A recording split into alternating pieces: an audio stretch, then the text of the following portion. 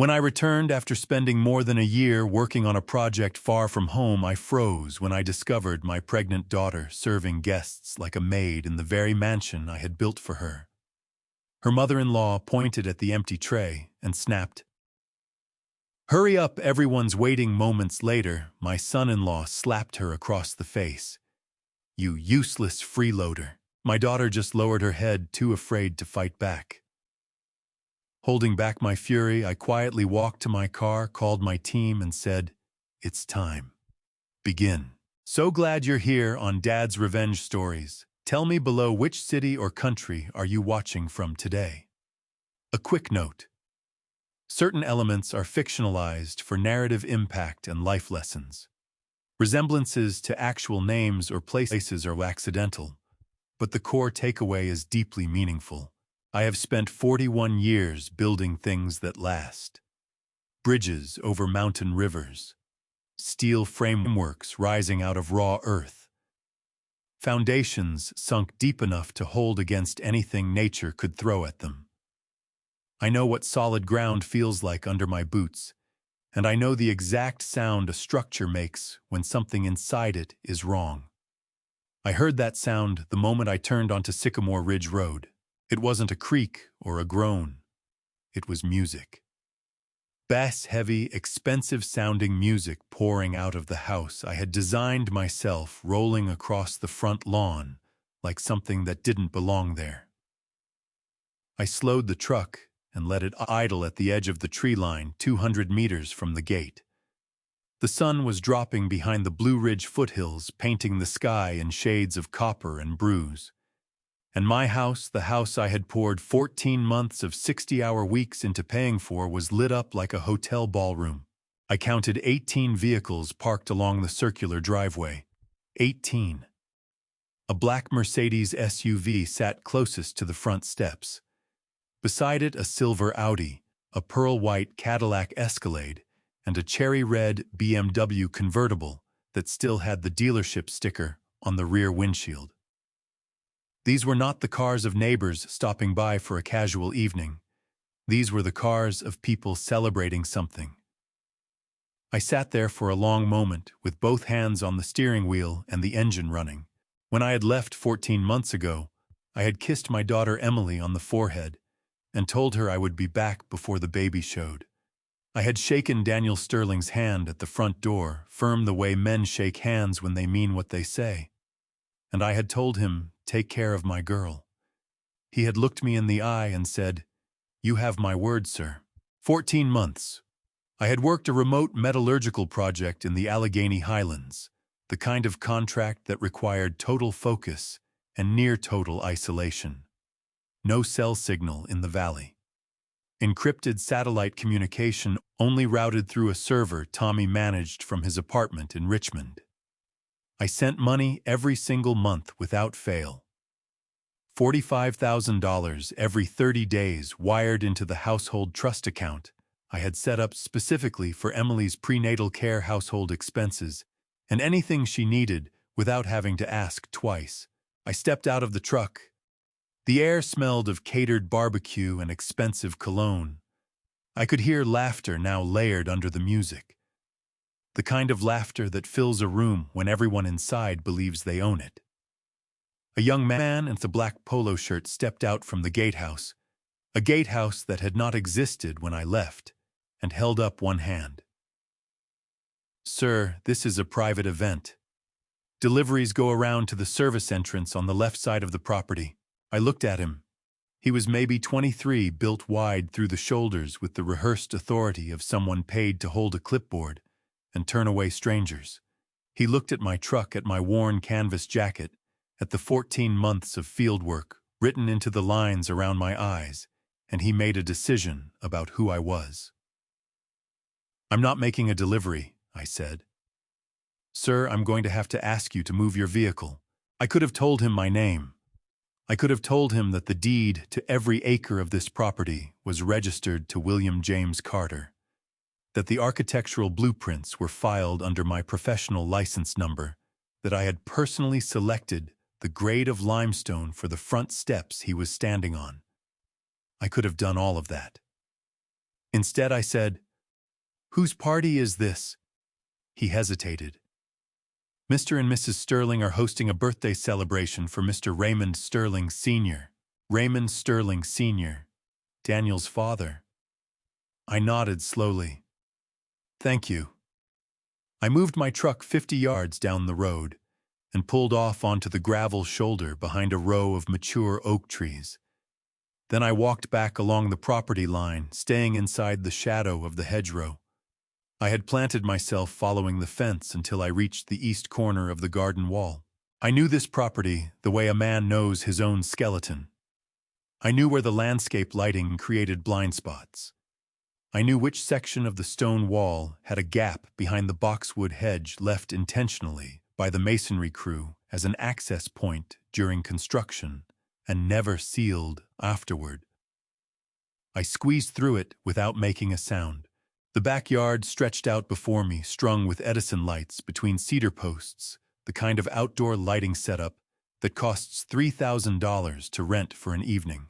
Round tables covered in white linen filled the patio space I had originally designed as a quiet garden for Emily. 40 guests, perhaps more, moved between the tables with champagne flutes in hand. And there, standing in the center of it all, was Daniel Sterling. He was wearing a cream linen blazer over a navy shirt, open at the collar, holding a wireless microphone like a man who had been waiting his whole life for someone to hand him one. He was laughing at his own words before he finished saying them. The people around him laughed too, on a half-second delay, the way people laugh when they are laughing at the person holding the microphone rather than the joke. "This property," Daniel said, spreading his free arm wide to gesture at the house behind him, at the gardens, at the lights, at everything, represents the vision and the sweat and the sacrifice of the Sterling family. My father built his life so that I could build mine, and what I have built, what we have built together, is something that will stand for generations. The crowd applauded. His parents sat at a raised table near the back French doors, Raymond Sterling Sr. in a charcoal blazer, his wife Loretta in a deep burgundy dress with pearls at her throat, occupying the chairs, like people who had always sat at the head of things and intended to go on doing so. Raymond raised his glass toward his son. Loretta pressed one hand to her chest with the expression of a woman deeply moved by her own reflection. I stood in the shadow of the hedgerow with my arms at my sides. 14 months. $45,000 a month. The limestone steps. The hand-selected cedar posts. The garden Emily had asked for because she wanted somewhere quiet to drink her morning coffee after the baby came. Daniel was still talking. I stopped listening to the words. And then the kitchen door opened, and a figure stepped out carrying a heavy serving tray, and every thought I had been holding in careful, controlled order came apart at once. I recognized her by the way she walked, not her face. I couldn't see her face yet. The kitchen door had swung half open, and she was turned away from me, balancing a large serving tray against her forearm, the way someone does when they have been carrying heavy things for so long that their body has simply reorganized itself around the weight. But I knew that walk. I had watched it learn itself first as toddler steps across a linoleum kitchen floor in our old house on Pembroke Street. Then, as a teenager's confident stride down a high school hallway. Then, as a young woman walking toward me at her college graduation, with a diploma in one hand and her shoes in the other, because her heels had given out somewhere between the auditorium and the parking lot. I knew my daughter's walk. Emily had always been slim, but the woman moving between the linen-covered tables was thin in a way that tightened something deep in my chest. Her shoulder blades pressed against the fabric of a plain gray shirt like two folded wings.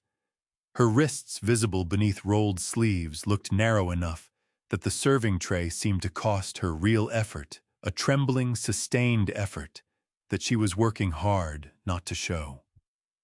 She was wearing a faded canvas apron over her clothes, the kind sold in bulk at restaurant supply stores, Washed so many times the strings had gone limp.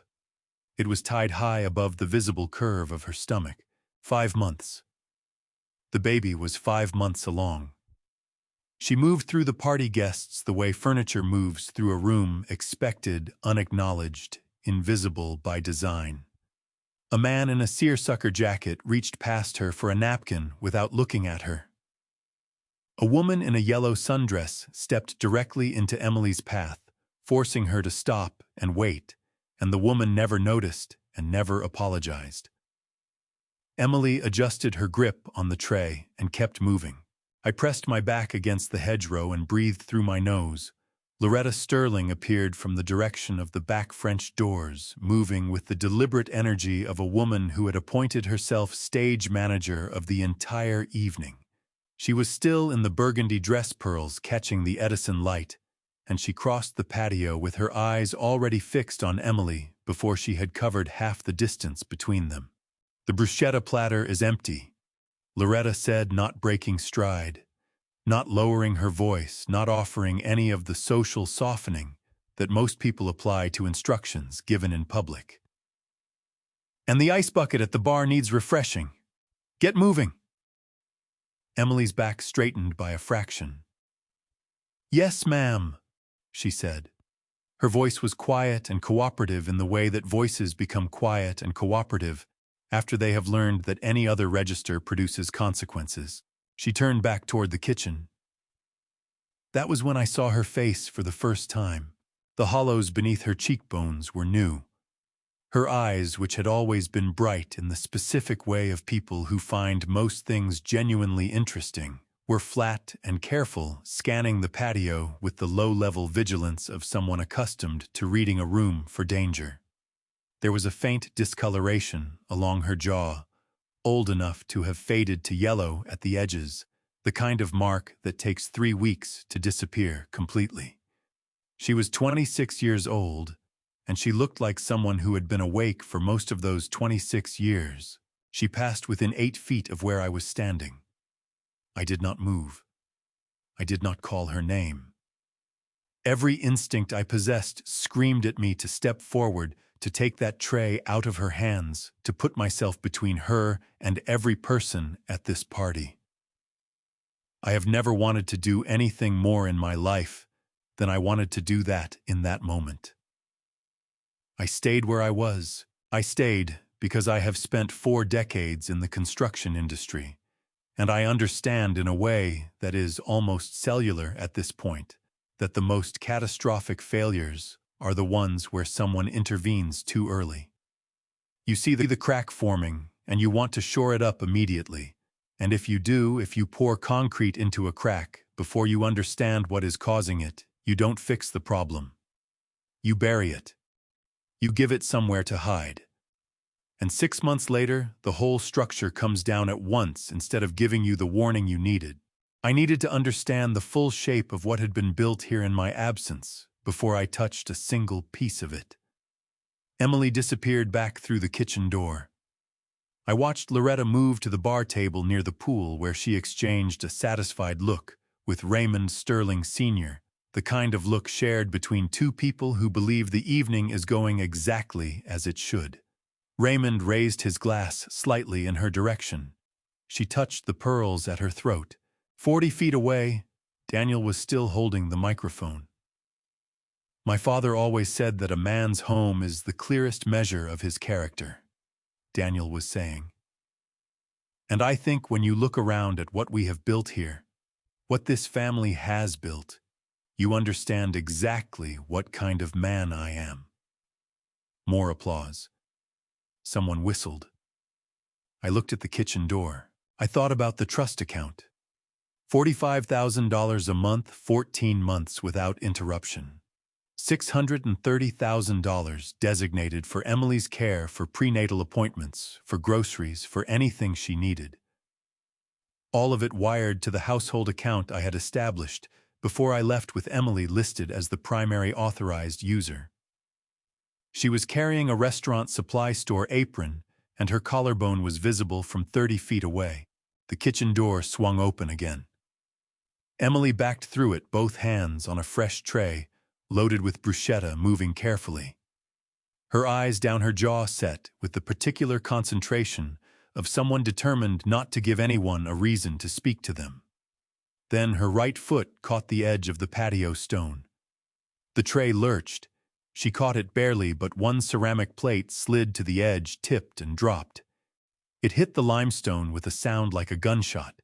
The music did not stop, but the conversation nearest to her did. And Daniel Sterling put down his microphone. Daniel Sterling walked the way men walk when they have never once been told to stop. Heavy through the shoulders, chin slightly elevated, each step landing with the particular confidence of someone who has mistaken the silence of others for agreement. He crossed the patio in 12 paces, and I counted every one of them from the shadow of the hedgerow. My hands loose at my sides. My breathing controlled the way I had trained it, to be controlled in situations where control was the only thing standing between a man and a decision he could not take back. He stopped in front of Emily. He did not ask if she was hurt. He did not look at her stomach at the 5-month curve that should have been the first thing any decent person looked at when a pregnant woman stumbled. He looked at the broken plate on the limestone, at the scattered bruschetta, at the faint oil stain spreading across the stone. And then he looked at Emily with an expression I had seen before, not on construction sites, not in boardrooms, but in photographs from history books. The expression of a man who has decided that the person in front of him does not fully qualify as a person. "Are you serious right now?" His voice carried easily across the nearest tables. Several conversations stopped. Heads turned. "Do you understand how much those plates cost? Do you have any idea what this evening cost?" Emily's chin dropped toward her chest. "I'm sorry," she said. "I caught my foot on the... I don't want an explanation." Daniel stepped closer. The distance between them shrank to less than 2 feet. "I want you to think just once before you grab something you clearly cannot handle." Loretta arrived at his shoulder like she had been waiting for exactly this moment, pearls gleaming burgundy dress rustling against the stone. She surveyed the broken plate the way a general surveys a battlefield, identifying tactical advantage. "This is what happens," Loretta said, addressing the nearby guests as though Emily were not standing directly in front of her. "When a girl has no real training, no foundation, you can put a person in a beautiful home, and if they were not raised correctly, they will find a way to embarrass everyone around them." A woman at the nearest table laughed a short, reflexive sound, then covered it with her hand. Emily's shoulders pulled inward. Her arms curved around her stomach, a protective gesture so instinctive she probably did not know she was doing it. Daniel looked at his wife.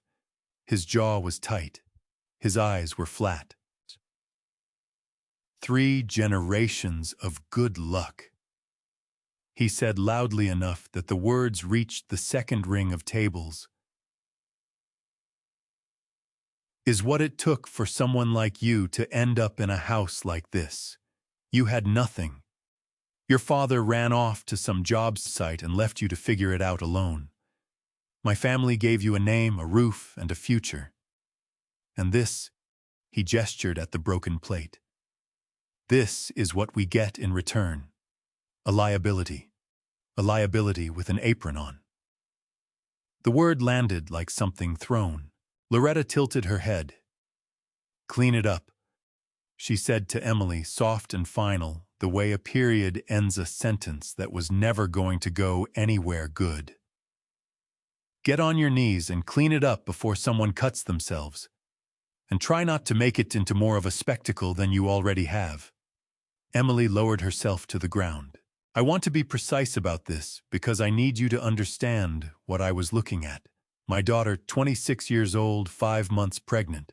Her ankles swollen beneath her pant legs, her wrists thin enough that the tendons showed when she flexed her hands, got down on her knees on a limestone patio in front of 40 people, and began picking up pieces of broken ceramic with her bare hands. She did not cry. She did not argue. She picked up each piece carefully, the way someone picks things up when they have been told many times that carelessness is their defining characteristic. Daniel watched her for approximately 3 seconds. Then he straightened his blazer, picked up his microphone from the table where he had set it, and turned back to his guests. "Sorry about the interruption, everyone," he said, his voice resetting to the warm, generous register of the gracious host. "Where were we?" Someone answered him. The music resumed. Conversations restarted. The moment closed over itself like water over a stone. I stood in the dark, with my back against the hedge, and my fingernails pressed into the center of both palms. The sensation grounded me. I had read once in a field manual on high-stress decision-making that acute physical sensation interrupts the emotional cascade long enough for the rational mind to reassert itself. I had never needed to test that theory as badly as I needed to test it in that moment. I did not move. I watched Emily finish collecting the broken pieces, wrap them in a cloth napkin, and pull herself back to her feet, using the edge of a nearby table. I watched her straighten her apron. I watched her pick up the serving tray and turn back toward the kitchen, without looking at anyone, without saying anything, moving through the party guests with her chin level and her eyes forward, and her face arranged into an expression of absolute careful neutrality that must have cost her everything she had left. She was protecting herself the only way she currently knew how. The kitchen door swung shut behind her. I unclenched my hands. I looked at Daniel, laughing again at the center of the patio, microphone raised, the generous host restored. I looked at Loretta, settled back into her chair beside Raymond, reaching for her champagne with the satisfied composure of a woman who considers the matter closed. Then I turned around. I walked back through the gap in the stone wall, through the shadow of the oak trees, across the gravel shoulder, and I got into my truck. I did not slam the door. I pulled it shut with both hands gently, the way you close a door when there are people sleeping nearby, and you do not want to wake them yet. I sat in the dark cab with the engine off and my hands in my lap. There was a phone in my jacket pocket. An encrypted satellite unit, the same one I had used for 14 months to communicate from the Highland Valley. One contact in the address book that mattered tonight. I took it out. I dialed. Frank DeLuca answered on the second ring. That was not unusual. In 25 years of friendship, Frank had answered on the second ring. Whether the call came at 2 in the afternoon or 2 in the morning, whether I was calling from a hotel in Pittsburgh or a construction trailer in the Allegheny Highlands. He claimed it was professional habit. I had always suspected it was something closer to loyalty, the kind that doesn't require explanation and doesn't keep business hours. "Bill," he said. Just my name.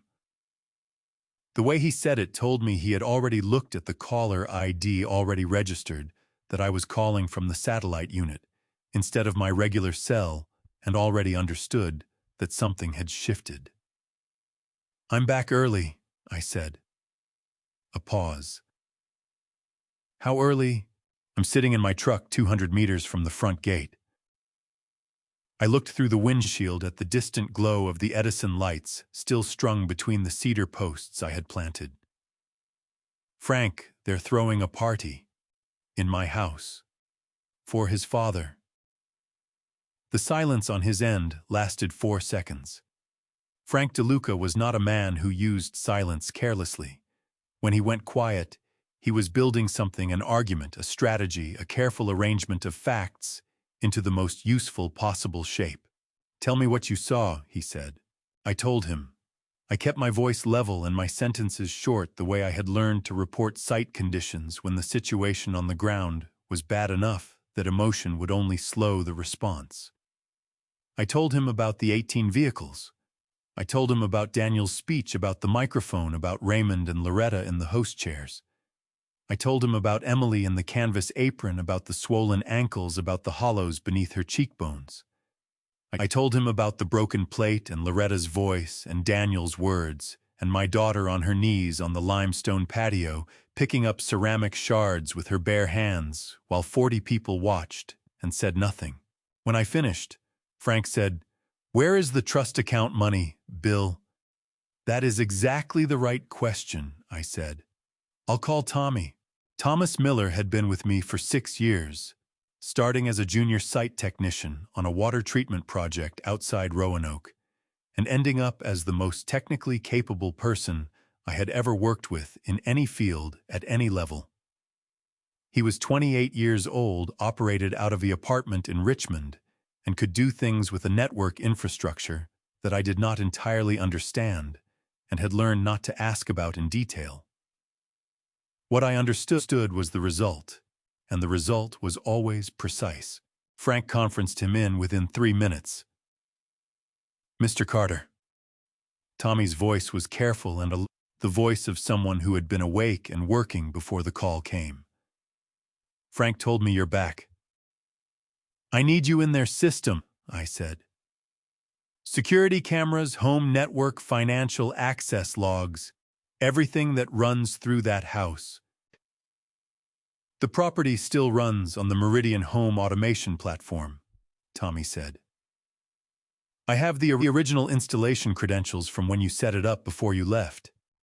If Daniel didn't change the back-end administrator password, and most people don't because most people don't know it exists, I can have camera access in under 20 minutes. He changed the front-facing locks," I said. "Gatehouse is new. Cameras on the driveway are new. But the interior network infrastructure is probably still running on your original setup," Tommy finished. "Give me 15 minutes. I sat in the dark cab and listened to the faint sound of the party drifting across 200 meters of Virginia night air.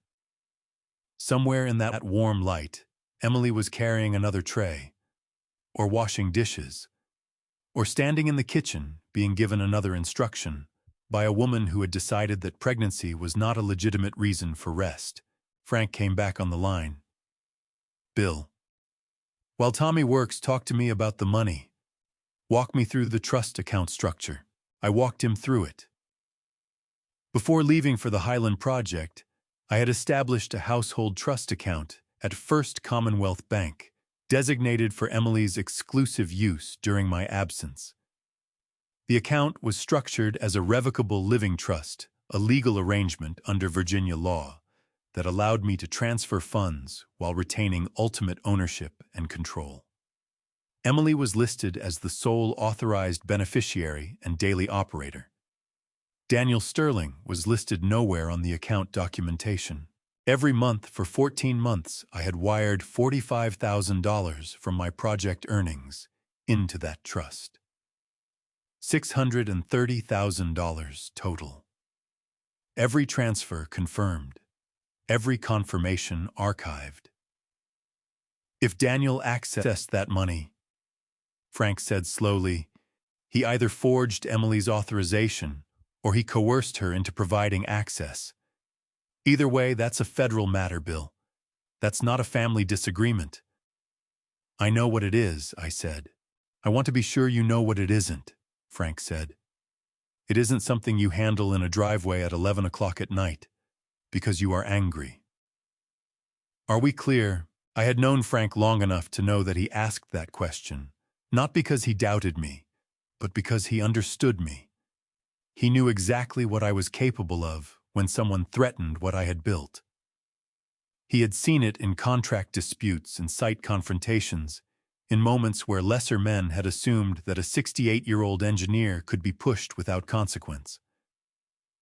Frank asked the question because the answer mattered, and because he needed to hear it from me directly. "So we're clear," I said. "Good." His voice shifted into the register I recognized as operational. "Then we do this right." Tommy's voice cut back in. "Mr. Carter, I'm in."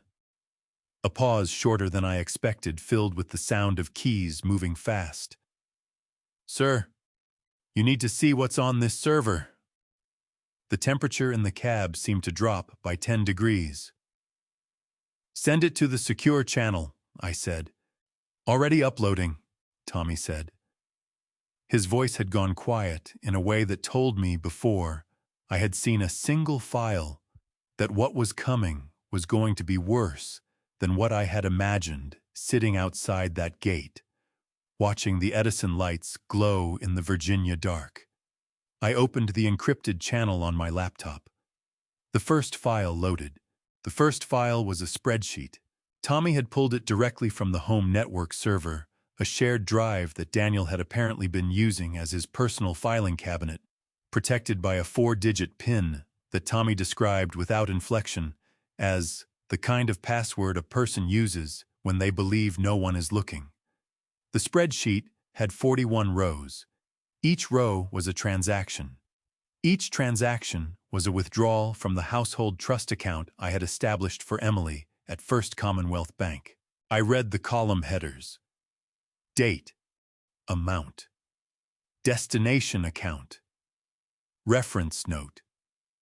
The first withdrawal was dated 11 days after I had left for the Highland Project. $3,000. Reference note, household supplies. I scrolled down. By month 3, the withdrawals had stopped being modest. Month 3 showed a single transfer of $22,000 to an account ending in 7741. Reference note, home maintenance reserve. I had no record of any maintenance being requested or performed. Month 4 showed $31,000 across 3 separate transfers over 9 days. Month 6 showed a single withdrawal of $44,900, nearly the full monthly deposit in one transaction, on a Tuesday afternoon. Reference note, blank. Tommy, I said. Account ending in 7741. Where does it go? Already traced, Tommy said. It's a personal checking account opened 8 months ago at a regional credit union in Charlottesville.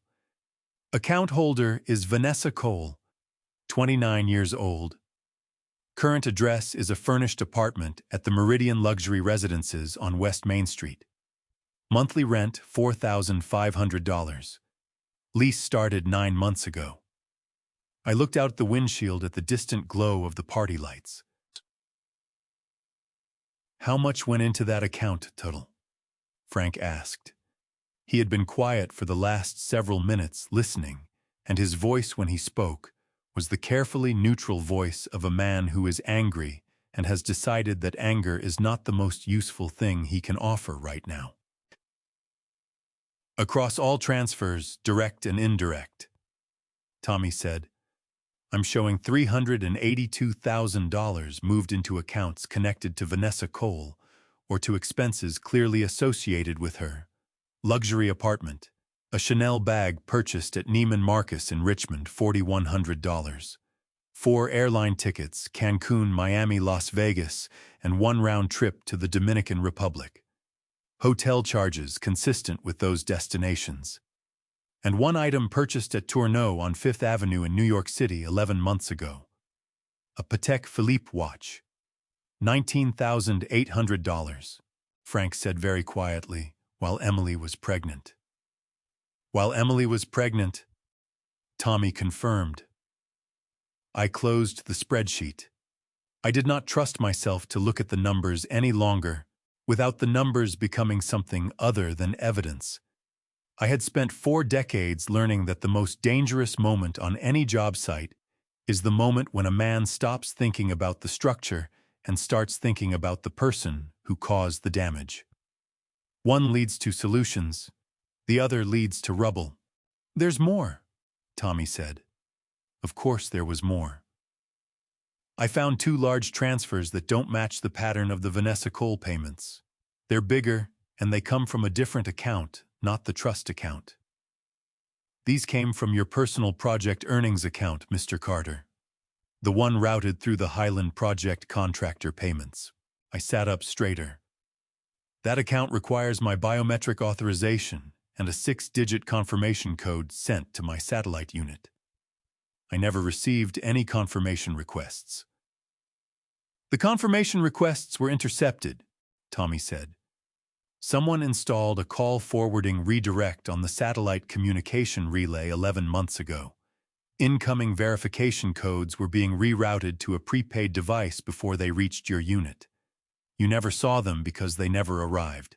Frank's breath came out slowly. That's wire fraud, he said. That's a federal offense under Title 18, Section 1343 of the United States Code. That is not a civil matter, Bill. That is a criminal matter.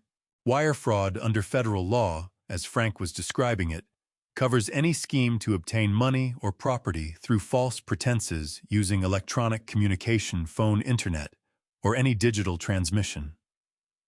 The interception of my verification codes and the subsequent unauthorized transfers fell squarely within that definition. The penalties run up to 20 years per count. How much? I asked.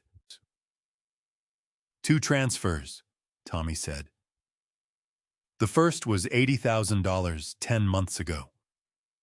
Reference note on the originating end said Urgent Medical Emily Carter Surgical Fund.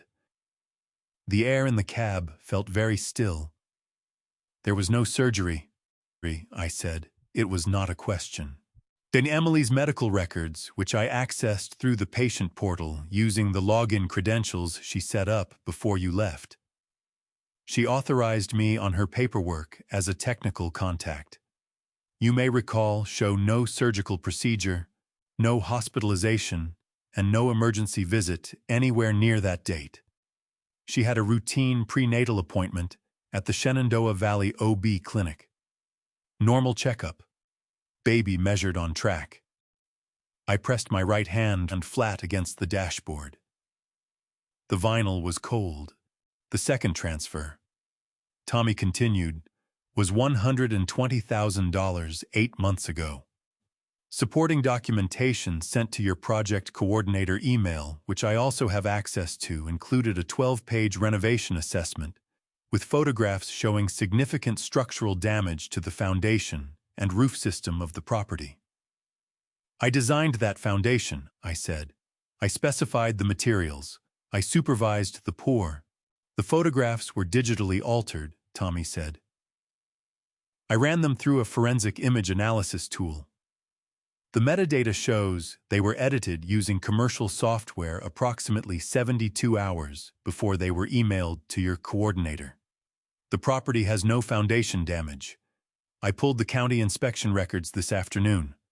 Last official inspection was 14 months ago. Everything passed. $200,000. Stolen from me directly through intercepted communications and fabricated emergencies while I worked 60-hour weeks in a Highland Valley to provide for my pregnant daughter. Frank spoke first. Bill, I'm here. There's one more thing Tommy found, Frank said. Tell him, Tommy. Tommy's voice dropped by half a register. Mr. Carter, someone has listed this property for private sale. The listing is not public. It's on a closed network used by off-market real estate investors. The asking price is well below assessed value, and the authorization signature on the listing agreement. The signature doesn't match the samples I pulled from her bank account opening documents. The pen pressure is wrong. The letter formation is inconsistent. The party lights across the field blurred slightly. He forged her signature, I said. Yes, sir, Tommy said. I believe he did. The party ended at 11:47. I know the exact time because I was watching the driveway from behind the oak tree line when the last car, the pearl-white Cadillac Escalade, rolled through the gate and turned south toward the highway. The Edison lights went dark 6 minutes later. The upstairs windows stayed lit for another 40 minutes, one by one going black as the household settled into sleep, until only the kitchen light remained burning at the back of the house. I waited another 30 minutes after that. Then I moved. The access point I was looking for was on the north side of the property, behind the utility shed I had built to house the HVAC compressors and the backup generator. During construction, The mechanical crew had needed a dedicated entry route that bypassed the main house, a narrow service corridor running between the exterior foundation wall and the landscaping berm accessible through a recessed panel that sat flush with the stone cladding and was invisible unless you knew exactly where to press. I had designed it. I had never told anyone about it except the lead contractor who had retired to Florida 3 years ago. I pressed the panel. It opened without sound. The service corridor smelled of mineral dust and pipe insulation, the specific smell of enclosed mechanical spaces that have been sealed long enough to develop their own atmosphere. I moved through it with my back to the wall, my steps measured, following the route I had memorized from my own blueprints. 42 feet. Left turn at the junction box. 8 more feet to the interior access hatch that opened into the utility room off the kitchen. The hatch gave way with a soft click. I stepped into the utility room and stood still for 60 seconds listening. The refrigerator cycled on in the kitchen beyond the door. A pipe somewhere above me ticked as the house temperature equalized. Nothing else. I moved to the kitchen door and looked through the narrow glass panel set into its upper half. The kitchen was large. I had designed it large because Emily had told me once that she wanted a kitchen where she could cook for people without feeling crowded, where there was enough counter space that 2 people could work side by side without getting in each other's way. I had given her 14 feet of quartz countertop, a professional 6-burner range, and a window above the sink that faced east, so she would have morning light while she made coffee. What I saw through that glass panel was not what I had designed the room to be. The countertops were stacked with serving platters from the evening's party, unwashed, the remnants of the catered food congealing in the cold air. The 6-burner range had a film of grease across the front panel that had clearly not been wiped in several days. The morning window above the sink was covered by a roller shade pulled all the way down, and on the wall beside the refrigerator directly across from the door was a whiteboard. It was the size of a standard poster frame mounted at eye level, and it was covered in handwriting. Not the casual shorthand of a household grocery list. This was deliberate. The letters were large and evenly spaced, written in dark red marker, the kind of handwriting that belongs to someone who wants to be clearly understood. At the top, underlined twice house rules. I read the list slowly from the beginning. Wake up by 5 in the morning. Clean all 3 floors, every room, every bathroom, every hallway, before the family comes downstairs for breakfast. No exceptions for weather, illness, or personal discomfort. Meals are prepared according to the posted weekly menu. Deviation requires prior approval. Grocery requests must be submitted in writing by Sunday evening. Personal telephone calls are not permitted between 7 in the morning and 9 at night. Calls to outside parties must be logged in the communication notebook, kept on the second shelf of the pantry.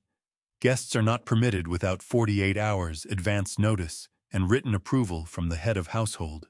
The last item on the list was written in larger letters than the others, pressed harder into the board, the marker strokes thicker, as if whoever wrote it had wanted to be certain there was no ambiguity. Pregnancy does not constitute grounds for reduced household duties. Physical discomfort is expected and manageable. Complaints will not be entertained. I stood at that door for a long time. I had built this kitchen for my daughter. I had specified the eastern window for the morning light. I had chosen the quartz countertop because it was easier on the wrists during long cooking sessions. Every decision I had made in the design of this room had been made with Emily in mind. Her comfort, her happiness, her sense of being somewhere that belonged to her. Loretta Sterling had taken that room and turned it into a post with rules nailed to it. The kitchen door opened from the inside. Loretta herself stepped in, wearing a silk robe, her hair pinned back, moving with the alert efficiency of a woman who had not actually been asleep. She crossed to the counter and began organizing the serving platters with quick, practiced movements, stacking and scraping, without any of the tentative quality of someone doing unfamiliar work. She had done this before. many times. Then she stopped. She turned toward the interior hallway and raised her voice to a level calibrated to carry through a closed door without technically being a shout. "Emily, get down here. These platters need to be washed before morning. I am not waking up to this disaster." 20 seconds passed. The kitchen door from the hallway opened and Emily came in. She was wearing a gray sweatshirt and loose pants, her feet bare on the tile floor, her eyes carrying the specific heaviness of someone pulled from the edge of sleep rather than the middle of it. She looked at the stacked platters. She looked at Loretta. She did not say anything, because there was nothing to say that would improve her situation, and she had clearly learned over however many months this had been her life to conserve what she had. She moved to the sink and turned on the water. Loretta watched her for a moment, then said, "The good platters get hand-washed. You know that. Don't let me find water spots in the morning." "Yes, ma'am," Emily said. Her hands went into the water. The water was steaming too hot, visibly too hot, but Emily did not adjust the temperature. She picked up the first platter and began to wash it with the slow, careful movements of someone whose hands had already given everything they had for the day and were being asked to give a little more. I pulled back from the glass. I had seen enough to understand the architecture of what had been built here in my absence. This was not a household. This was a system. And like any system, it had been designed by someone, maintained by someone, and it could be dismantled by someone who understood how it worked from the foundation up. I retraced my steps through the service corridor and back through the access panel into the night air. I stood beside the utility shed, with my back against the stone, and looked up at the kitchen window. The eastern window, the one I had chosen for the morning light, glowing yellow in the dark. I took out my phone and sent Frank one message. It read, "We move tomorrow." All of it. The room they had given her was at the end of the east corridor, wedged between the utility closet and the door to the storage area where I had planned to keep garden equipment and seasonal items. It was the smallest room in the house, 11 feet by 13 feet, and I had originally designated it as a home office, a quiet space with a single north-facing window where someone could sit and work without distraction. It was never meant to be a bedroom. It had no closet. The ceiling was lower than the rest of the house by 14 inches because of the ductwork running overhead. I had given my daughter the master suite. 14-foot ceilings, 2 walk-in closets, a bathroom with a soaking tub positioned to catch the afternoon light through a frosted glass panel I had sourced from a specialty supplier in Pennsylvania because Emily had seen something similar in a magazine and mentioned offhandedly that she thought it was beautiful. The light in the small room was off when I reached the door. I pressed my palm flat against the wood and listened. Inside, the rhythm of breathing, shallow, irregular, the breathing of someone hovering at the surface of sleep rather than resting inside it. I turned the handle slowly, degree by degree, and pushed the door open 6 inches. The room held a single bed pushed against the far wall, a dresser with one broken handle, and a plastic storage bin serving as a nightstand. The north window, the one I had intended for quiet work and natural light, had a towel wedged along the bottom of the frame where the seal had failed, and cold air was leaking through. On the dresser, a phone charging cable snaked to an outlet, but the phone itself was face down in the plastic bin, as if placed there deliberately out of reach. Emily was lying on her side, facing the wall, one arm curved around her stomach. I stepped inside, and closed the door behind me. "Emily," I said. Barely a sound, less than a whisper. The shape of her name carried on breath alone. She went rigid. Every muscle in her back tightened at once. The full body alertness of someone who has learned that unexpected sounds in the night are rarely good news. She started to turn, and I crossed the room in 3 steps and crouched beside the bed so that my face was at her level before she had finished turning, so that the first thing she saw when she looked was not a silhouette in a doorway, but a face she could read. She looked at me, her mouth opened. I pressed 2 fingers gently against her lips and shook my head. The sound that came out of her was not a word. It was something that started in her chest and broke apart before it reached her throat, a compressed, airless sob that she caught and swallowed, because she understood without being told that sound carried in this house, and that the people sleeping upstairs had given her every reason to be careful. Her eyes filled immediately, the tears coming so fast they spilled before she had time to blink, running sideways across the bridge of her nose and dropping onto the pillow in a thin, steady line. I took her hand between both of mine. Her fingers were cold. The knuckles were swollen at the first and second joints, in the way that develops after sustained, repetitive work in cold water, the kind of swelling that a rheumatologist would describe as early-onset occupational joint stress. I had seen it in older laborers on long projects. I had never expected to see it in my 26-year-old daughter's hands. I held them anyway. I held them the way I had held them when she was 4 years old and had fallen off the back porch steps and was more frightened than hurt and needed someone to hold the specific part of her that was hurting until the frightened feeling passed. I never stopped sending money. I said directly against her ear the words so quiet they were almost just air. Not 1 month. Not 1 week. I want you to know that first. She pulled back far enough to look at my face. Her eyes moved across it the way eyes move when they are trying to reconcile what they are seeing with what they have been told to believe. She reached up with her free hand and pressed her palm against my jaw, checking the way a person checks something they are afraid to trust. And when she felt the roughness of 2 weeks of field beard and the specific architecture of a face she had known her entire life, something in her expression gave way completely. I reached into my jacket and took out the folded pages Tommy had printed from the secure channel. Bank statements, transfer confirmations, $45,000 every month, 14 months without interruption. I spread them on the bed in front of her. She looked at the numbers.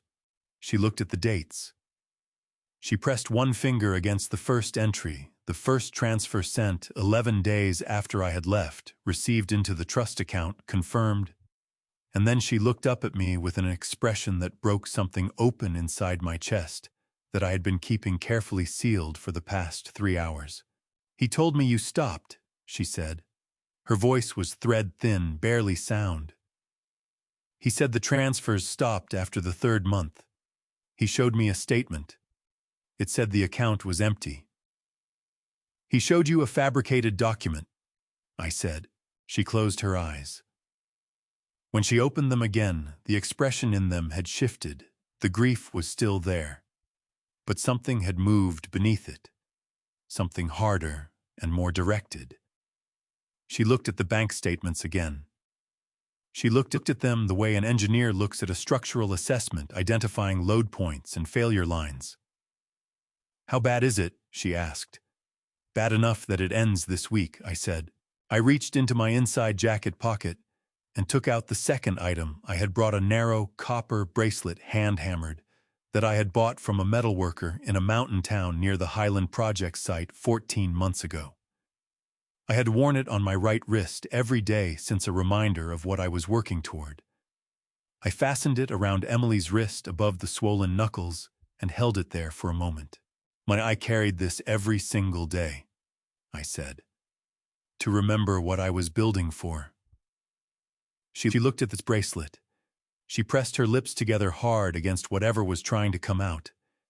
Then she looked at me with wet eyes and a jaw set like her mother's, used to be firm and decided and done with being afraid. "Tell me what you need me to do," she said. She deserved to know all of it. I had made the decision in the service corridor somewhere between the utility junction box and the access hatch.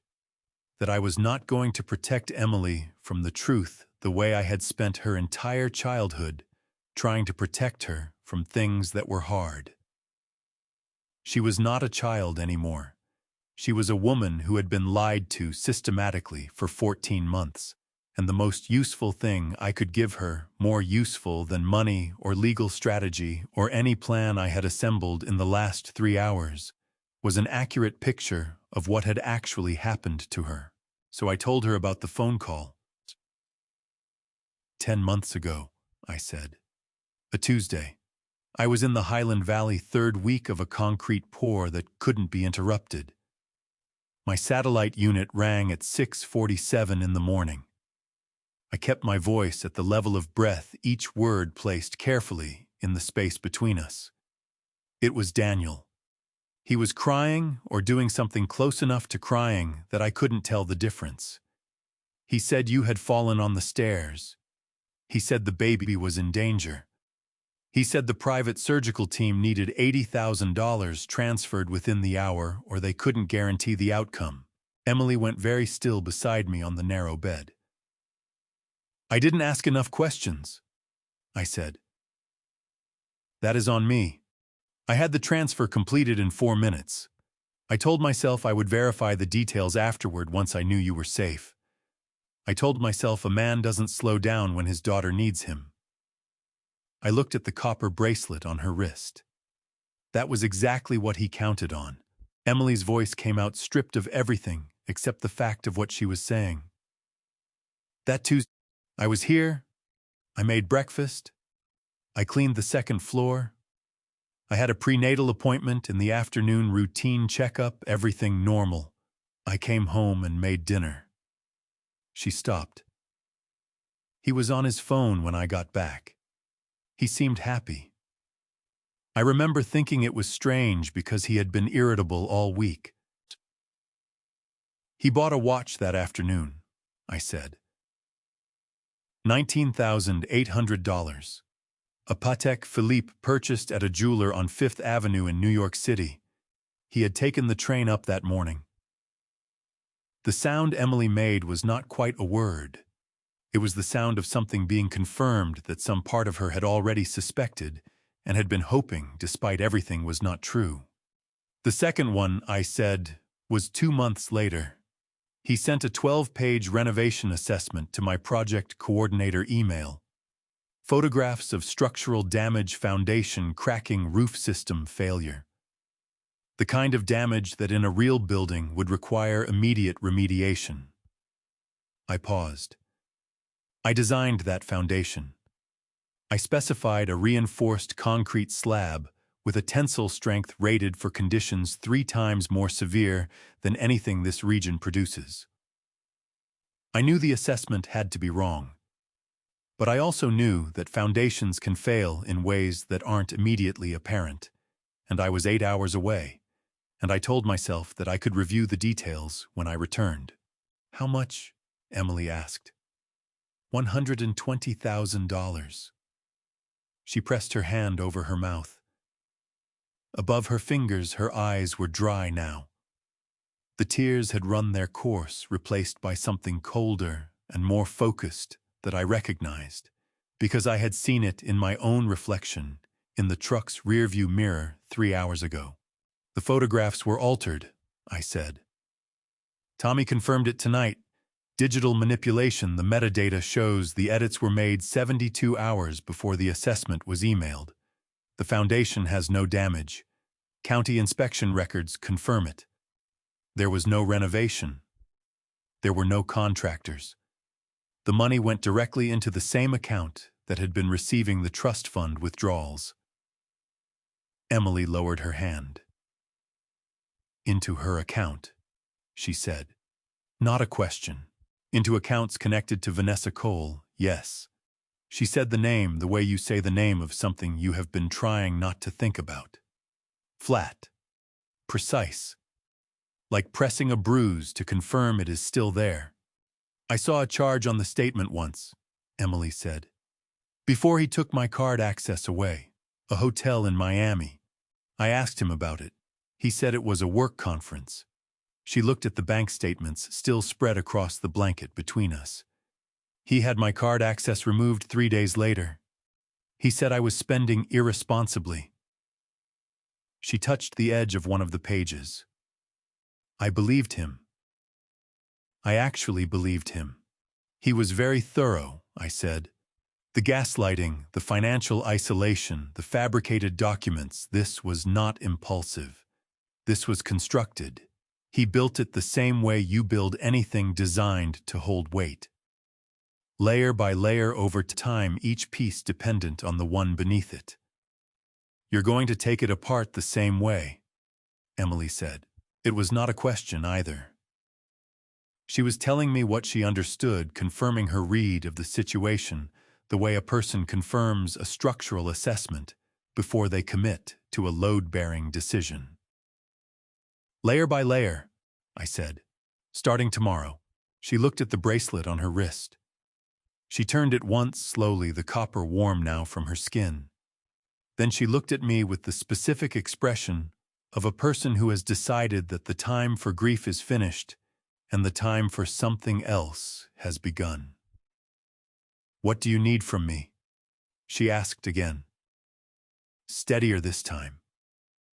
The question had a different weight than it had carried 20 minutes ago when it had been spoken from the edge of shock.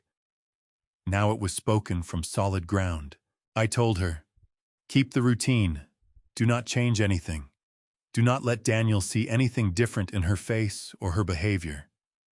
She was not to know me, acknowledge me, or react to anything I did inside the house over the coming days. She was to be exactly what they expected her to be until the moment I needed her to be something else entirely. She nodded once. And Emily, I said, standing. The next time Loretta tells you to get on your knees and clean something, you do it. One more time. Because after this week, no one in this house will ever give you an instruction again. She reached up and gripped my hand for 3 seconds. Then she let go, turned toward the wall, and pulled the blanket around her shoulders. I left the way I had come through the service corridor and out into the Virginia night where the temperature had dropped another 4 degrees and the sky had gone the particular deep black that comes in the hour before the first light begins to build in the east. Tomorrow, I thought. All of it. The camera feed came through on my laptop at 4:53 in the morning. Tommy had worked through the night restoring access to the interior network, and by the time the sky outside my truck window had shifted from black to the deep gray that precedes dawn in the Virginia foothills, I had eyes on 11 rooms simultaneously. The image quality was not perfect. Daniel had replaced the original camera hardware with a consumer-grade system that compressed the resolution, but it was sufficient. I could see the kitchen. I could see the main staircase. I could see the hallway outside Emily's door. At 5:02, that door opened. Emily came out in the same gray sweatshirt she had been wearing when I left her. Her hair pulled, moving with the careful deliberateness of someone navigating a space that belongs to other people. She went directly to the utility closet at the end of the corridor, retrieved the cleaning supplies mop bucket, a caddy of products lined up with the precision of someone who has been told exactly which product goes where and in what order, and started on the ground floor hallway without pausing, without eating, without making coffee. I watched her work. She mopped the hallway tiles in long, overlapping strokes, working backward toward the staircase the way you work when you have been taught to never step on a surface you have just cleaned. She wiped the baseboard trim with a cloth, crouching to reach the corners. One hand braced against the wall for balance, because her center of gravity had shifted with the pregnancy, and the low positions cost her more effort than they used to. She did not rush. She did not slow down. She maintained a pace that was sustainable and invisible, the pace of someone who has calibrated their output to exactly what is required, and nothing more. At 7:15, Loretta Sterling came downstairs. She was dressed before breakfast, pressed slacks. A cable-knit cardigan hair set the appearance of a woman who considers being seen underprepared a form of failure. She carried a cup of coffee from the kitchen to the front entryway, where Emily had just finished the floor, and she stood in the center of the entryway and looked around with the slow, rotating assessment of a building inspector arriving at a site she already expects to find deficient. Then she went back to the kitchen. She returned 30 seconds later, wearing a pair of white cotton gloves. I had seen this before in my career. Quality control inspectors on high-end residential builds who used white gloves to check finish work, running their fingers along painted surfaces and trim edges to identify dust texture irregularities, residue from cleaning products. It was a legitimate inspection technique in that context. Loretta Sterling was not a quality control inspector. She was a woman who had found a method of humiliation that looked from a certain angle like a reasonable domestic standard. She started at the top of the doorframe. Her right index finger ran slowly along the upper edge of the entryway frame, pressing into the wood, dragging along the full width. She pulled her hand back and examined the glove. Then she turned and held it up toward Emily, who was standing 6 feet away with the mop handle gripped in both hands. "Do you see that?" Loretta said. The camera resolution was not high enough for me to see exactly what was on the glove. It may have been dust. It may have been nothing. It did not matter because that was not the point of the exercise. "I'll do it again," Emily said. You'll do it again," Loretta confirmed, as though repeating it made it a policy rather than a punishment. She moved to the window frame. Same motion, finger along the inner edge of the sill, slow drag glove examined.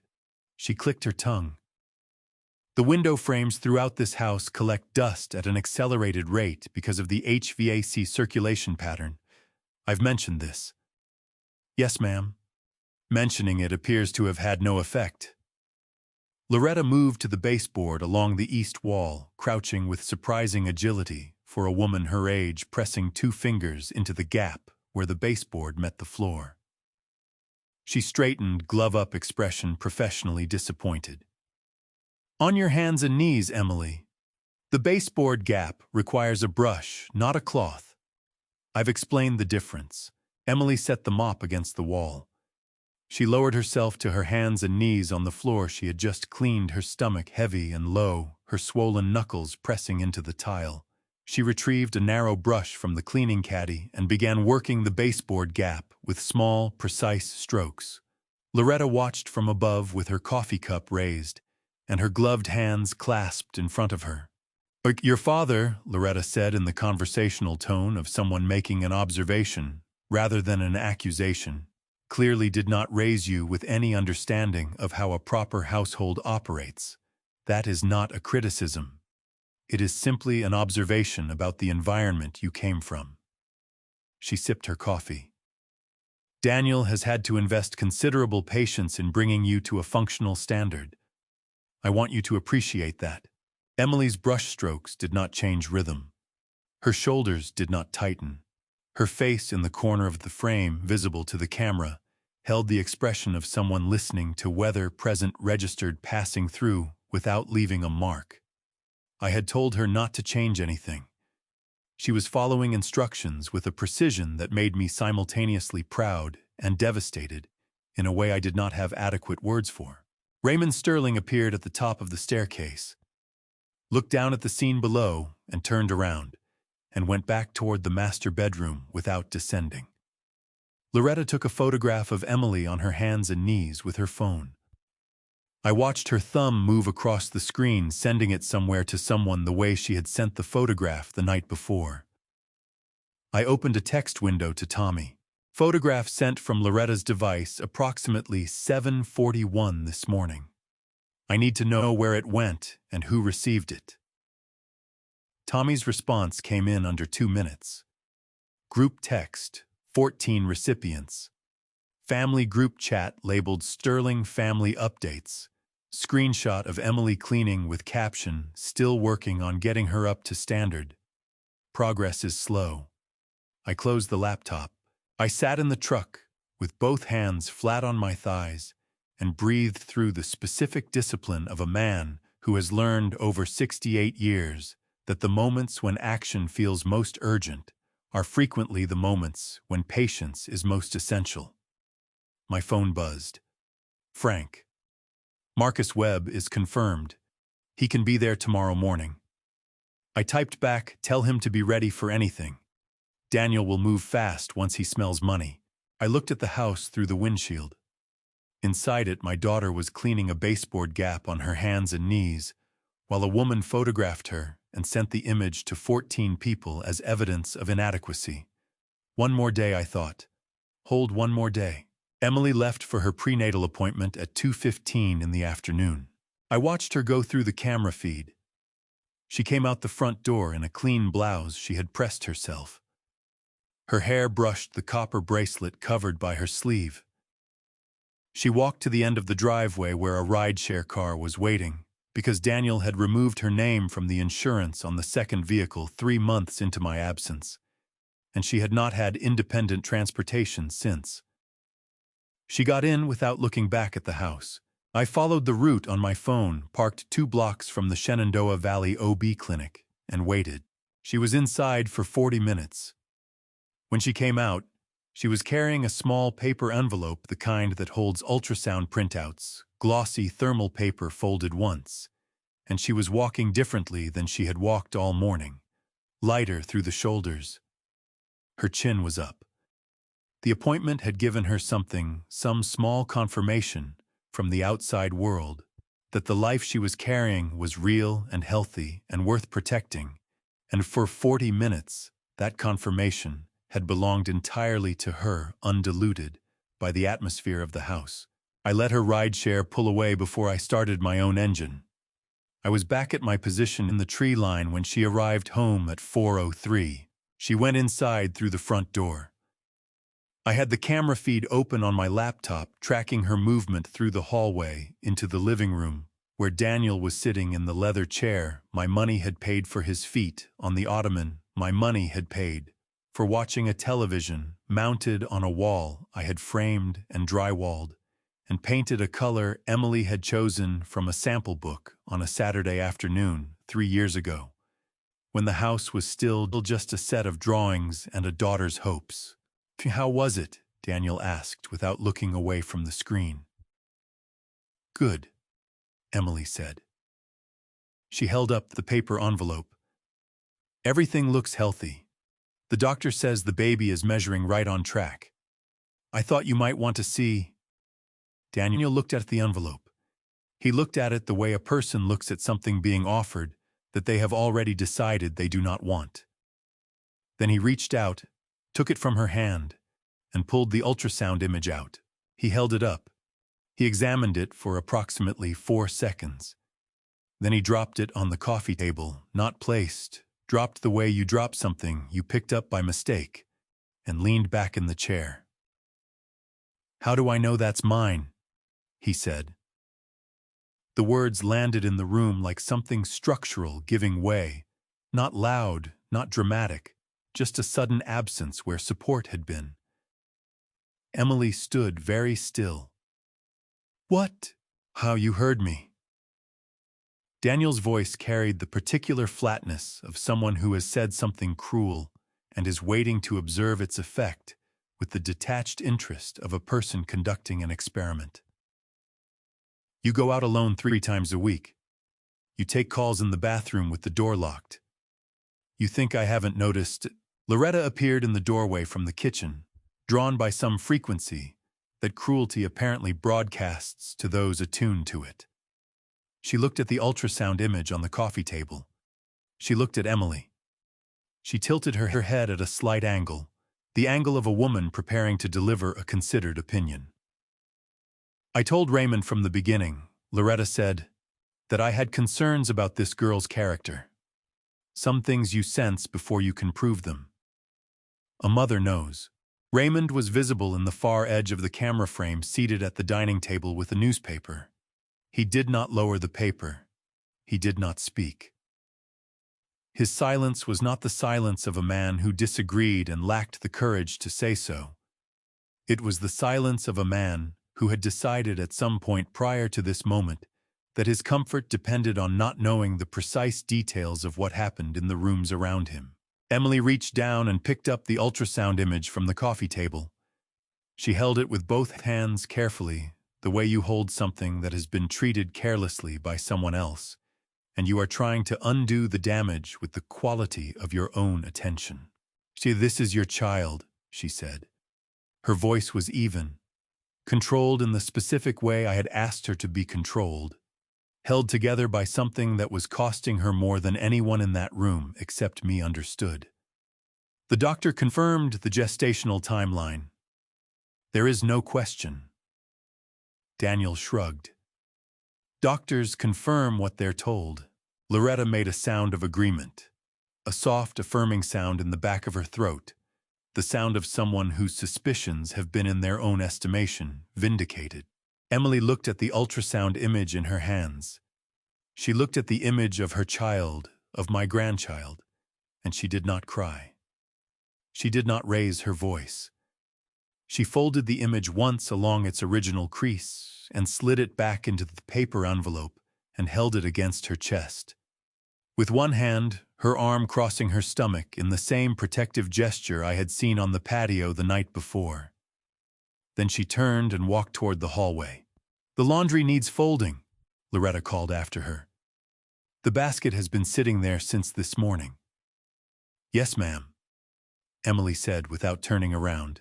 I sat in the truck with the laptop open and my hands in my lap, and looked at the empty living room frame after Emily had left it. Daniel returning his attention to the television, Loretta retreating to the kitchen, Raymond turning a page of his newspaper, and I felt something shift inside me that had nothing to do with strategy or patience or the careful architectural planning of consequences. It was simpler than that.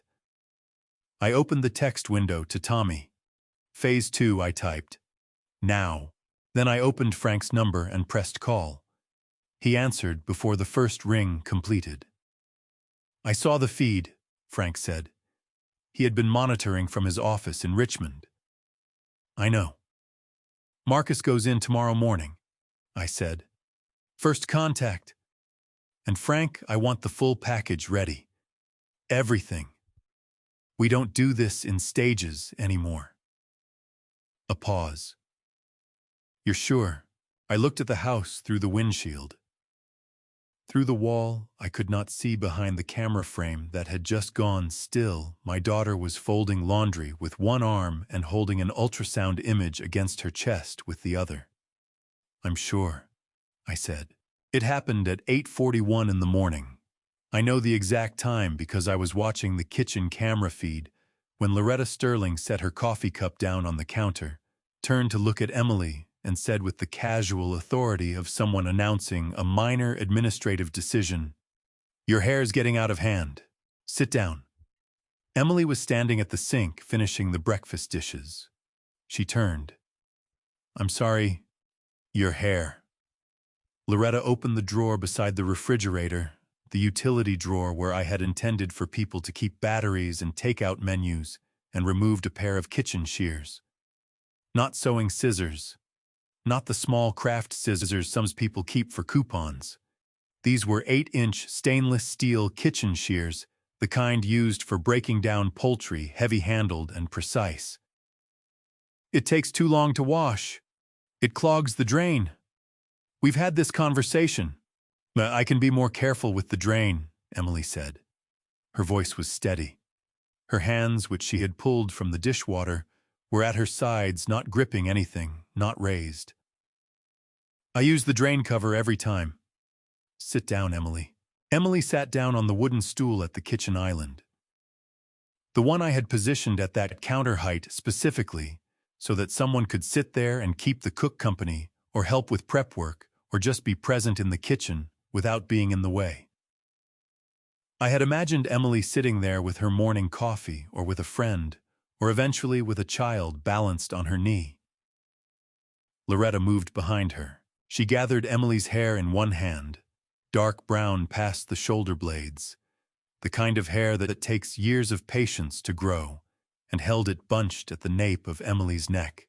Then she opened the shears. The first cut was not tentative. Loretta did not hesitate or position herself carefully or ask Emily to hold still.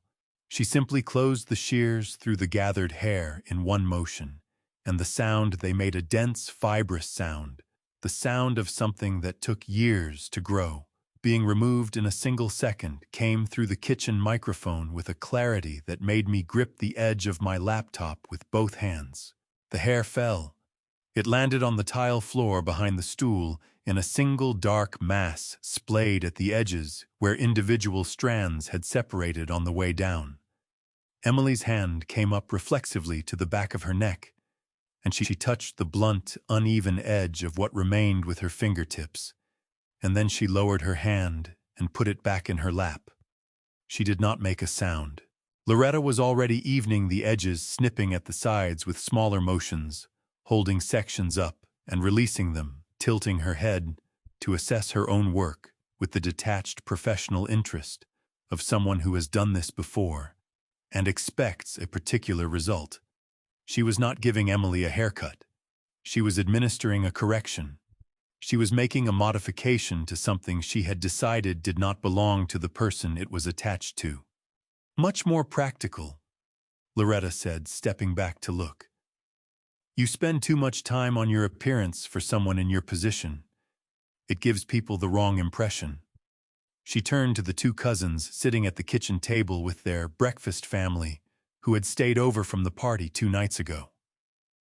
Women in their 30s who had laughed at the broken plate incident and had been using the guest rooms since without apparent plans to leave. "Doesn't that look better?" Loretta asked them. One of them said, "Much better, Aunt Loretta." The other one smiled into her coffee cup. Emily was looking at the window above the sink. The eastern window, the one I had chosen for the morning light. The shade still pulled all the way down, and her face held an expression I recognized, because I had worn it myself in situations where the only available option was to endure the present moment without giving the person causing it the satisfaction of a visible reaction. She was thinking about tomorrow. I knew she was thinking about tomorrow because I had told her to. When things feel the most permanent, I had said to her in the dark of that small room. Remember that permanence is an illusion. Every structure looks solid from the outside. The ones that are actually solid are the ones built on the right foundation. The ones that aren't, they always show you the crack eventually. You just have to be patient enough to wait for it. On the kitchen floor, her hair lay in the morning light that filtered under the gap of the pulled shade. I had brushed that hair when she was 6 years old, standing behind her in the bathroom of our house on Pembroke Street, working through the tangles after her bath with a wide-tooth comb while she sat on the closed toilet lid and complained that I was pulling too hard. And I would say, "I'm not pulling at all," and she would say, "You are, you definitely are." And I would say, "Okay, maybe a little," and she would laugh. I closed that memory the way you close a door you need to stop looking through. I opened a new text to Frank. "How is Marcus?" Frank replied in under a minute. "In position. He drove past the property this morning. He's ready to make contact this afternoon." I typed, "Tell him Daniel needs to believe this is his idea. Marcus doesn't chase. Marcus is indifferent. Daniel has to come to him. Frank, Marcus knows. He's done this before." I looked at the kitchen feed. Loretta had moved to the table to join the cousins for breakfast, the shears set on the counter beside the coffee maker. Emily had risen from the stool. She was retrieving the broom from the utility closet to sweep up her own hair from the floor because no one else was going to do it, and leaving it there would constitute a violation of the house rules posted on the wall 6 feet away. She swept it into a dustpan. She carried it to the trash can. She pressed the foot pedal on the can, and she held the dustpan over the opening, and for 1/2 second she looked down at what she was discarding. Then she released it, tipped the dustpan, let it go. She replaced the broom in the utility closet, closed. The door, returned to the sink, and picked up the dish she had been washing, when Loretta interrupted her. I texted Frank one more time. Tomorrow cannot come fast enough. His response was immediate. Agreed. Marcus makes contact at 2. We'll know by tonight if Daniel takes the bait. I looked at the eastern window. Behind that pulled shade, the morning sun was doing what morning sun does, regardless of what is happening inside a house, rising, brightening, moving through its arc, with the indifferent persistence of things that operate on a schedule larger than human cruelty. Tomorrow, I thought. One more night. Daniel came home at 6:23 that evening in a different mood than he had left in. I noticed it immediately through the camera feed. There was something elevated in the way he moved through the front door, a looseness in his shoulders, a particular brightness in his eyes that I had learned over 2 days, of watching him through a lens to associate with self-satisfaction rather than genuine happiness. He had met Marcus Webb that afternoon. Frank had confirmed the contact at 3:47. Whatever Marcus had said to him, whatever version of the performance he had delivered, it had landed. Daniel was already calculating. Dinner that evening was a full table, Loretta and Raymond, the 2 cousins who were apparently permanent fixtures now, and a male relative I had not seen before, a heavy-set man in his 50s who arrived carrying a bottle of bourbon and addressing Daniel with the specific deference of someone who wants to stay in the good graces of a person they believed to be ascending. Emily served the meal. She moved between the kitchen and the dining room with the efficiency of someone who has optimized a process through repetition, setting plates, refilling glasses, returning to the kitchen for the next course, without being asked and without being thanked. Halfway through the main course, Daniel picked up his wine glass and stood. I had my laptop open on the passenger seat. The dining room feed centered on the screen, the volume turned up enough that the microphone inside the room could carry his voice clearly through my truck's speakers. The Virginia night outside was cold and very still. I could hear crickets in the field beyond the tree line. "I want to say something," Daniel said in the warm, expansive tone of a man who has decided that the room exists for the purpose of receiving his thoughts. "I've been reflecting lately on what this family has built. Not just this house, though. I think we can all agree that what we have here is something extraordinary." He gestured broadly at the dining room, at the coffered ceiling I had specified, at the wainscoting Emily had chosen from a millwork catalog, at the chandelier I had sourced from an estate sale in Charlottesville, because she had pointed at a photograph of it and said, "That's the one, Dad, that's exactly the one." "This represents sacrifice," Daniel continued. "Real sacrifice. The kind that doesn't get acknowledged enough." He looked down the table at his father, who nodded slowly with the gravity of a man receiving a tribute he has decided he deserves. "My family has given everything to make this life possible, and I want to acknowledge that tonight." He paused. He took a sip of wine. He looked toward the doorway where Emily had just appeared with the breadbasket. "Shati, I also want to acknowledge my wife," he said. Something in the quality of his voice shifted on that last word. It was subtle, a degree of warmth withdrawn, replaced by something that resembled warmth closely enough that no one at the table who was not listening carefully would have detected the difference. "When Emily comes from difficult circumstances," Daniel said, "I think most of us know the story.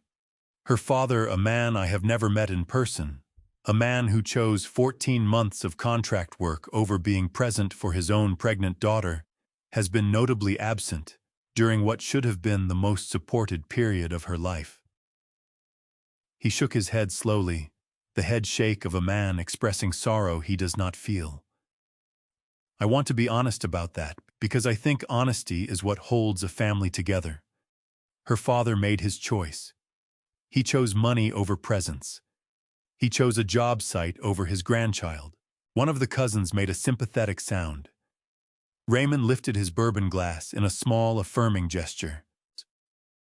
"Fortunately," Daniel said, his voice warming back to its full performance temperature, "Emily has us. This family stepped into that absence. We provided stability when her own family could not. We gave her a home, a name, a future that her circumstances would not otherwise have made possible. He looked at Emily directly. She was standing in the doorway holding the bread basket with both hands, her arms pressed slightly inward against her stomach, the copper bracelet hidden under her sleeve. "You're welcome, Emily. Genuinely. That is not said as a criticism. It is said as a statement of fact, and I think facts deserve to be spoken plainly." He raised his glass. "To family," he said. "To the ones who stay." Everyone at the table raised their glasses. Loretta raised hers with the composed satisfaction of a woman hearing her own values recited back to her. Raymond drank. The cousins drank. The heavy-set man with the bourbon drank and said "hear, hear" in the tone of someone who has heard enough to know which side his participation is expected on. Emily set the breadbasket on the table. She straightened. She looked at the raised glasses and the drinking faces and the chandelier she had chosen from a catalog photograph on an afternoon when she had believed that the home being built around her would be a place of safety. She said, "Excuse me," in a voice that gave nothing away, and she walked back to the kitchen. I sat in the dark truck and listened to Daniel's chair scrape against the hardwood. As he settled back into it, heard him laugh at something. The heavy-set cousin said, heard the clink of silverware resuming its work against the good china my money had purchased. I looked at my phone. One unread message from Frank sent 4 minutes ago. Daniel texted Marcus at 5 this afternoon. He wants to meet again tomorrow. He's asking about timeline for the cash transaction. I typed back 2 words. Perfect. Good. Then I set the phone on the dashboard and looked at the house at the dining room window, glowing amber in the dark. At the chandelier Emily had chosen, visible through the glass, casting its light over a table full of people who had just toasted to family, while the person they had reduced to a kitchen servant stood alone in the next room, holding a bread basket she had not been thanked for carrying. I started the engine. Tomorrow was not an abstraction anymore.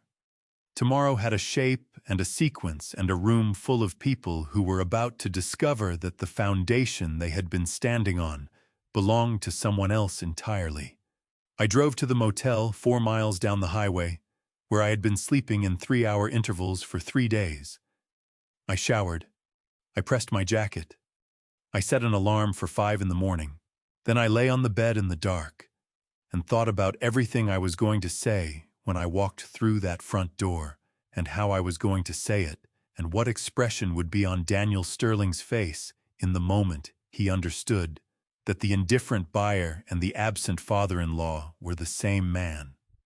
I thought about that for a long time. Marcus Webb drove a charcoal gray Range Rover with Virginia plates and no front license plate bracket, the specific configuration of a vehicle owned by someone who considers traffic regulations a matter of personal discretion. He was 61 years old, built like a man who had spent his 30s doing something physical before his 50s made him wealthy enough to pay others to do it for him, and he wore a charcoal suit with no tie and no pocket square, dressed expensively and deliberately under-formally, which in certain financial circles communicates more authority than a tuxedo. I had known Marcus for 19 years. We had met on a commercial development project outside Roanoke, where he was the lead investor and I was the structural engineer, and we had built the kind of professional relationship that functions more like friendship than business, but never loses its precision. Marcus was not a man who did favors. He did exchanges. What I was asking of him today would be repaid eventually in some form we had not yet discussed, and did not need to. He pulled up to the gate at 2:04 in the afternoon. I was parked on the far side of the property, outside the camera coverage zone, watching through binoculars.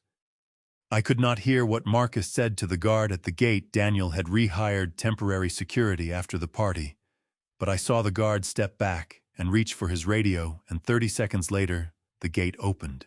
Marcus drove through without accelerating.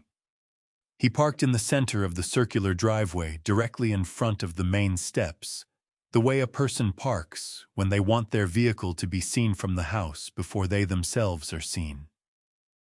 He got out, slowly, looked up at the facade for a long moment, with his hands in his jacket pockets, then turned and looked at the property line, at the tree line, at the acreage visible from where he stood, as if conducting a private assessment that had nothing to do with whatever Daniel Sterling might want to tell him. Daniel came out the front door before Marcus had finished his survey. "Mr. Webb?" Daniel descended the steps with his hand extended. He was wearing pressed trousers and a collared shirt, not a suit he had dressed up from his usual home attire, without committing to the formality that would make him look like he was trying. He had thought about this. "Thank you for coming back. I wasn't sure you would." Marcus looked at Daniel's extended hand for a half-second, before shaking it the precise duration required to communicate that the shake was a concession rather than a greeting. "I came back because the property interested me," Marcus said. "Not because of anything you told me yesterday. What you told me yesterday was mostly noise. Properties speak for themselves." Daniel's smile tightened by approximately 2 degrees. "Of course. I understand completely. Shall I show you the interior?" "I've seen interiors," Marcus said. "Walk me the grounds first." I watched them move across the front lawn, Daniel talking, Marcus listening with the particular quality of attention that communicates nothing, no agreement, no objection, no encouragement. He asked one question about the eastern property boundary. He asked one question about the water table. He did not ask about the kitchen or the master suite or the views from the upper windows, which are the questions people ask when they are buying a home to live in. He asked the questions of someone evaluating an asset. Daniel understood the distinction and was excited by it. They were on the back patio, my patio, the one I had flagged in Pennsylvania Bluestone, when a second car pulled through the gate. A white Mercedes sedan. It parked beside the Range Rover, and a young woman got out wearing a blazer and carrying a leather portfolio. Vanessa Cole was not what I had expected, although I am not certain what I had expected. She was 29, dark-haired, dressed with the careful precision of someone who knows that appearance is a resource and deploys it accordingly. She walked toward Daniel with the ease of a person who has been to this house before and does not feel the need to look around at it. Daniel introduced her to Marcus as his financial advisor. Marcus looked at her for a moment, then looked at Daniel, then looked back at the property line. He did not comment on the introduction. Inside, through the dining room camera I could still access, I saw Emily appear in the kitchen doorway. She looked through the window at the 3 figures on the patio, her husband, the woman who had been living on stolen money in a Charlottesville apartment, and the man who was in ways she knew and they did not, her father's instrument. She stood there for 4 seconds. Then she turned back to the kitchen and continued what she was doing. 4 seconds. That was all she allowed herself. I was proud of her in a way that had no adequate language. Marcus and Daniel came back inside at 3:15. They sat at the dining room table, my table, the 10-seat solid oak table I had commissioned from a furniture maker in Staunton, because Emily had said she wanted a table big enough for everyone. Vanessa opened her portfolio. She spread documents across the surface with practiced efficiency. "Cash transaction," Marcus said. It was not a question. "No bank involvement. No title company with extended closing timelines. I want possession within 48 hours of signature." Daniel nodded immediately. "That's exactly what I'm looking for." "Below assessed value," Marcus continued. "Significantly below. I'm not paying market rate for a private sale with a compressed timeline and an unconventional authorization structure." He glanced at the documents Vanessa had arranged. The listing shows a spousal co-ownership situation. Is there a reason the wife is not present for this conversation? Daniel waved his hand. She'll sign whatever needs signing. That's not a complication. Marcus looked at him for a moment, with the expression of a man filing information. The number I'm prepared to discuss is 1.8 million. Cash. Certified funds. Transferable within 24 hours. The assessed value of the property was $4.3 million. Daniel did not flinch. Done, he said without pausing, without consulting Vanessa, without any of the performance of deliberation that a person engages in when they have other options. He said done the way a man says it when he is drowning and someone has thrown him a rope, and the only thing that matters is grabbing it before it pulls away. Marcus nodded slowly.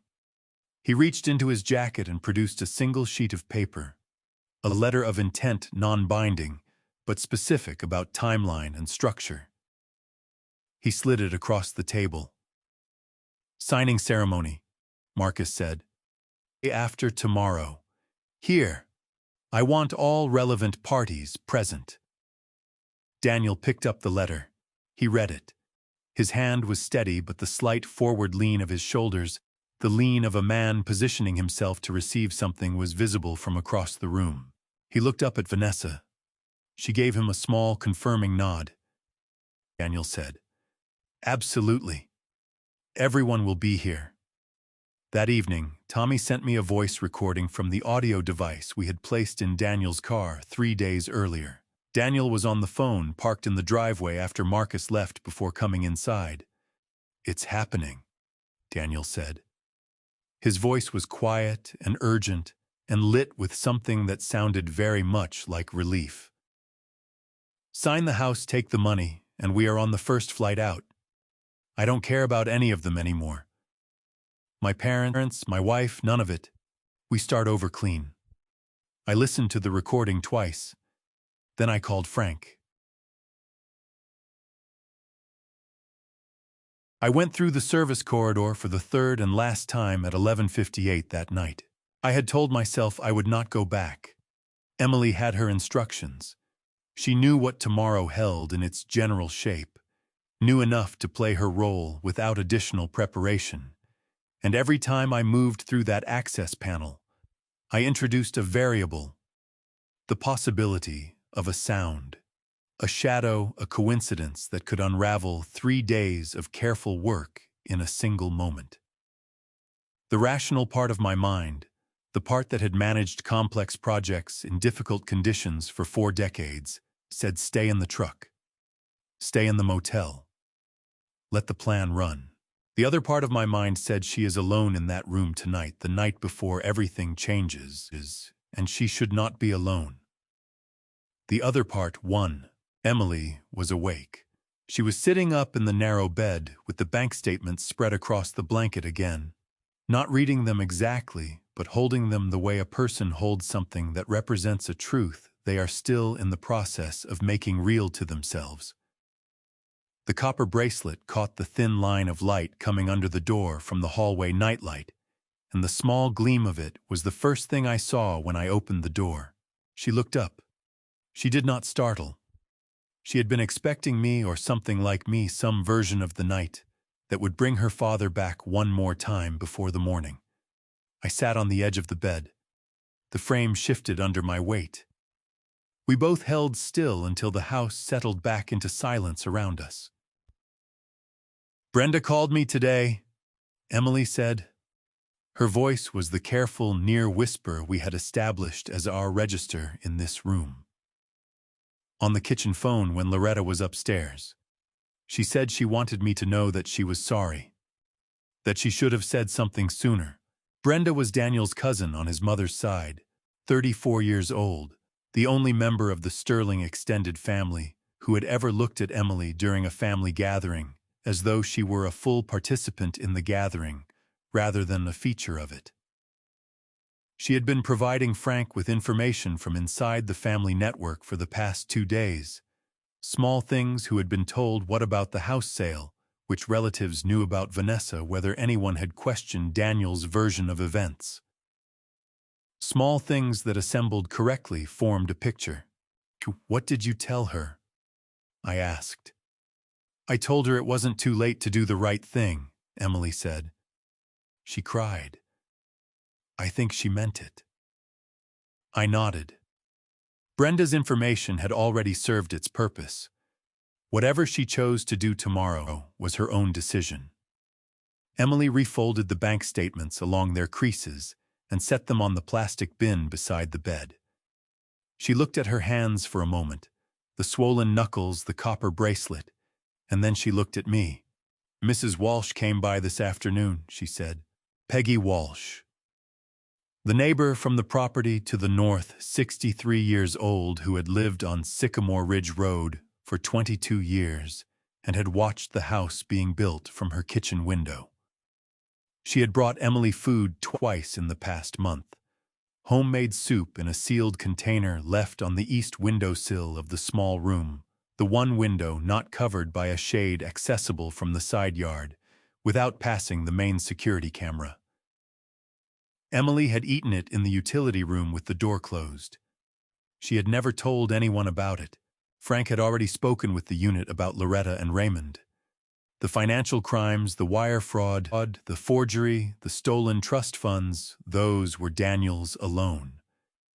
But the property was mine, and they had no legal basis to remain in it. They would be given until the following morning to collect their belongings and leave. "She left something on the windowsill this afternoon," Emily said. "A note. It said, 'I know your father. Tell him Margaret says the roses on the east fence need tending, and the gardener he's looking for has been right here all along.'" I looked at Emily. "She knew the whole time?" Emily asked. "Peggy Walsh has lived next to this property for 2 years longer than I have owned it," I said. "She watched me pour the foundation. She brought the construction crew coffee on cold mornings. She is the kind of woman who notices everything and says very little. And when she says something, she has chosen every word with great care." I paused. "She has been watching out for you since before I got back." "The soup was her idea, not mine." Emily pressed her lips together. Her chin moved in the small, controlled way of someone managing an emotion too large for the space they are currently in. "I want to thank her," Emily said. "After tomorrow." "You'll have time," I said. "You'll have all the time you want." We sat in the particular silence of two people who have run out of tactical things to say and have arrived at the place underneath the tactics, where the only things left are the things that have always been true. The house made its nighttime sounds around us, a pipe contracting somewhere above the refrigerator, cycling in the kitchen, the distant sound of the highway 4 miles away, carrying trucks through the Virginia dark. I placed my hand on Emily's arm just above the bracelet. She turned her hand over and pressed her palm against mine, the way she used to do when she was small and wanted to compare hand sizes, hers against mine, measuring the difference as if the gap between them was a kind of reassurance. Under my palm against her forearm, I felt the baby move. It was the smallest thing. A brief pressure, directional, unmistakable, the movement of a person who exists and is making their presence known in the only way currently available to them. I went completely still. Emily watched my face. "She does that a lot at night," Emily said. "I think she's already nocturnal." I kept my hand where it was. I did not speak for a moment, because I was not certain I could produce sound that would be appropriate to the moment, a sound that was neither too large nor too small for what I was feeling, which was something I did not have a word for, something at the intersection of grief and gratitude, and the specific terror of loving something so completely that its vulnerability becomes yours. "She," I said finally. Emily nodded. The doctor confirmed it at the last appointment. I didn't tell Daniel. A pause. I didn't want him to have it. The knowing. I understood that completely. I stood up. I buttoned my jacket in the dark. I feel the way I had buttoned jackets in the dark for 40 years, on job sites where the power wasn't on yet, and the work started before the light did. I looked down at Emily, at her shortened hair, her swollen hands, the bracelet I had carried for 14 months, now warm on her wrist. "Get some sleep," I said. "I won't," she said, "but I'll try." I moved toward the door. Behind me, Emily's voice came quietly through the dark. "Dad." I stopped. "Whatever happens tomorrow, I need everything else is extra." I stood in the doorway with my back to her, and my hand on the frame I had specified and sourced and installed, and I let that sentence go into me and find its place. "Get some sleep, Emily," I said again. I went back through the corridor and out into the night where the temperature had dropped to 31 degrees, and the first faint stars of winter were appearing at the edges of the sky. Tomorrow, I thought, had never felt more necessary. Daniel Sterling ate a large breakfast on the morning he intended to sell his life. I watched him through the kitchen camera. At 7:42, eggs, bacon, toast, a glass of orange juice, the breakfast of a man who believes he has earned something and is celebrating in advance. He was in good spirits in the specific way of people whose good spirits are fueled by anticipated relief rather than genuine happiness. He moved around the kitchen with an expansiveness that he usually reserved for situations where he had an audience opening cabinet doors, a beat too wide, setting his plate down with a small, unnecessary flourish. He was performing contentment for himself because there was no one else in the room yet. Emily was at the sink washing the breakfast dishes she had not been invited to share. She had her back to him. Her shoulders were straight. The copper bracelet was visible at her wrist below her rolled sleeve, and I watched her right hand pause for exactly 2 seconds on the dish she was washing, 2 seconds no more, before resuming its motion. That was all. 2 seconds of acknowledgement that today was different, and then the performance of ordinary resumed. Loretta came downstairs at 8:15, dressed as she had been dressed every morning, pressed, composed, prepared. She looked at the kitchen with the survey of a woman checking that the overnight condition of her domain had been maintained to standard. She looked at Emily at the sink. She looked at Daniel at the table. "The buyers are coming at noon," Daniel told her. Loretta sat down. "And the paperwork is in order. Everything is handled." Raymond appeared at the kitchen doorway, looked at the table, poured himself coffee, and took it back upstairs without sitting down. His participation in the affairs of this household had always been calibrated to the minimum required for his own comfort, and today was no different. I was at the motel at that point, sitting on the edge of the bed in the suit I had pressed the night before. The suit was charcoal gray, the one I kept for situations requiring a particular kind of authority. Not the authority of money or title, but the authority of a man who has built something and knows its dimensions precisely, and is prepared to demonstrate that knowledge to anyone who requires demonstration. I had my original project files in a leather portfolio on the bed beside me. Architectural drawings, cost documentation, the deed which I had retrieved from my attorney's office in Richmond 3 days ago. A certified copy of the original purchase agreement signed by me, notarized, dated 5 years prior. Frank arrived at the motel at 9:30. He looked the way Frank always looked before a difficult meeting, slightly tired, completely prepared, wearing a suit that cost more than most people's monthly mortgage payment, and carrying a briefcase that contained, among other things, the most complete financial fraud documentation package I had ever seen assembled outside of a federal proceeding. "How are you?" he asked. Ready? I said. The Financial Crimes Unit confirmed this morning, Frank said, setting the briefcase on the dresser and opening it. They received the package we submitted 2 days ago. They have reviewed the wire fraud documentation, the forged signature analysis, and the trust account misappropriation records. They are prepared to move today on our timeline. Under Virginia law and applicable federal statutes, the Financial Crimes Unit of the State Police had jurisdiction over wire fraud, forgery of legal documents, and misappropriation of trust funds. The package Frank had submitted included Tommy's complete forensic analysis, the intercepted verification codes, the altered renovation photographs, the forged spousal authorization on the property listing, and the full transaction record of the trust account withdrawals. It was sufficient for an arrest warrant. The unit had agreed to hold execution of the warrant until we gave them the signal. Marcus is already there, Frank said. He arrived at 11:30 and told the gate security he was early and preferred to wait inside. Marcus Webb inside the house 45 minutes before the scheduled ceremony, positioned. We arrived at the property at 12:04. Frank drove.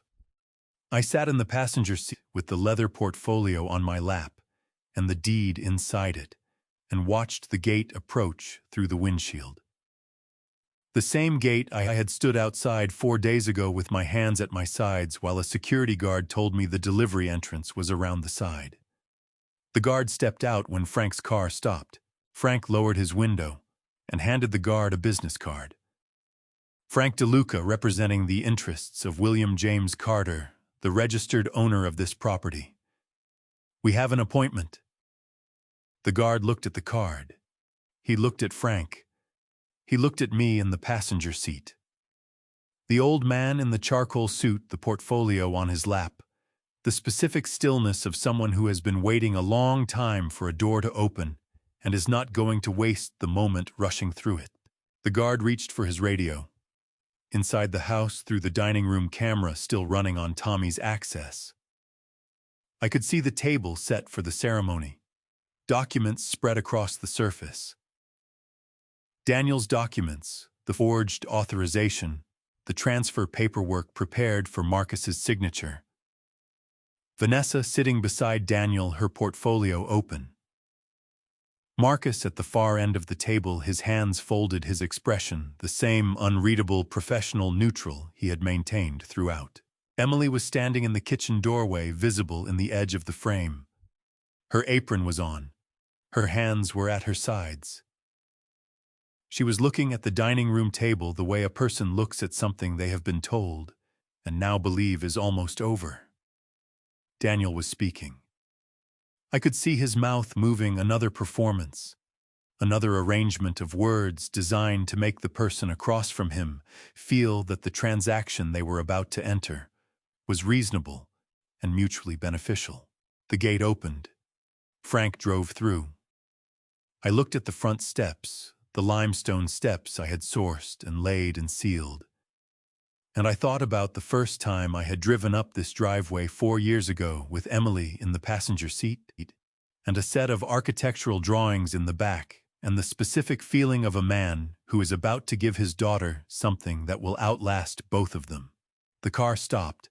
I opened the door. I stepped out onto the driveway. I straightened my jacket. I picked up the portfolio. Frank came around the front of the car and stood beside me. "Ready?" he said. I looked at the front door of the house I had designed and paid for and built with the specific intention that it would be a place where my daughter was safe. Behind that door, the man who had made it into a prison was sitting at my table about to sign away something that was never his. I have been ready, I said, for 4 days. I walked up the limestone steps and opened the front door of my house.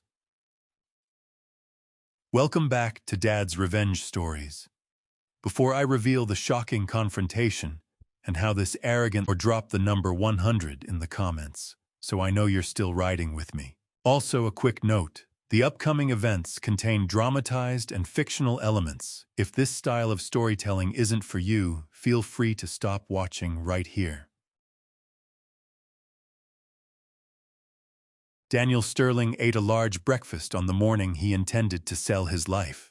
I watched him through the kitchen camera. At 7:42, eggs, bacon, toast, a glass of orange juice, the breakfast of a man who believes he has earned something and is celebrating in advance.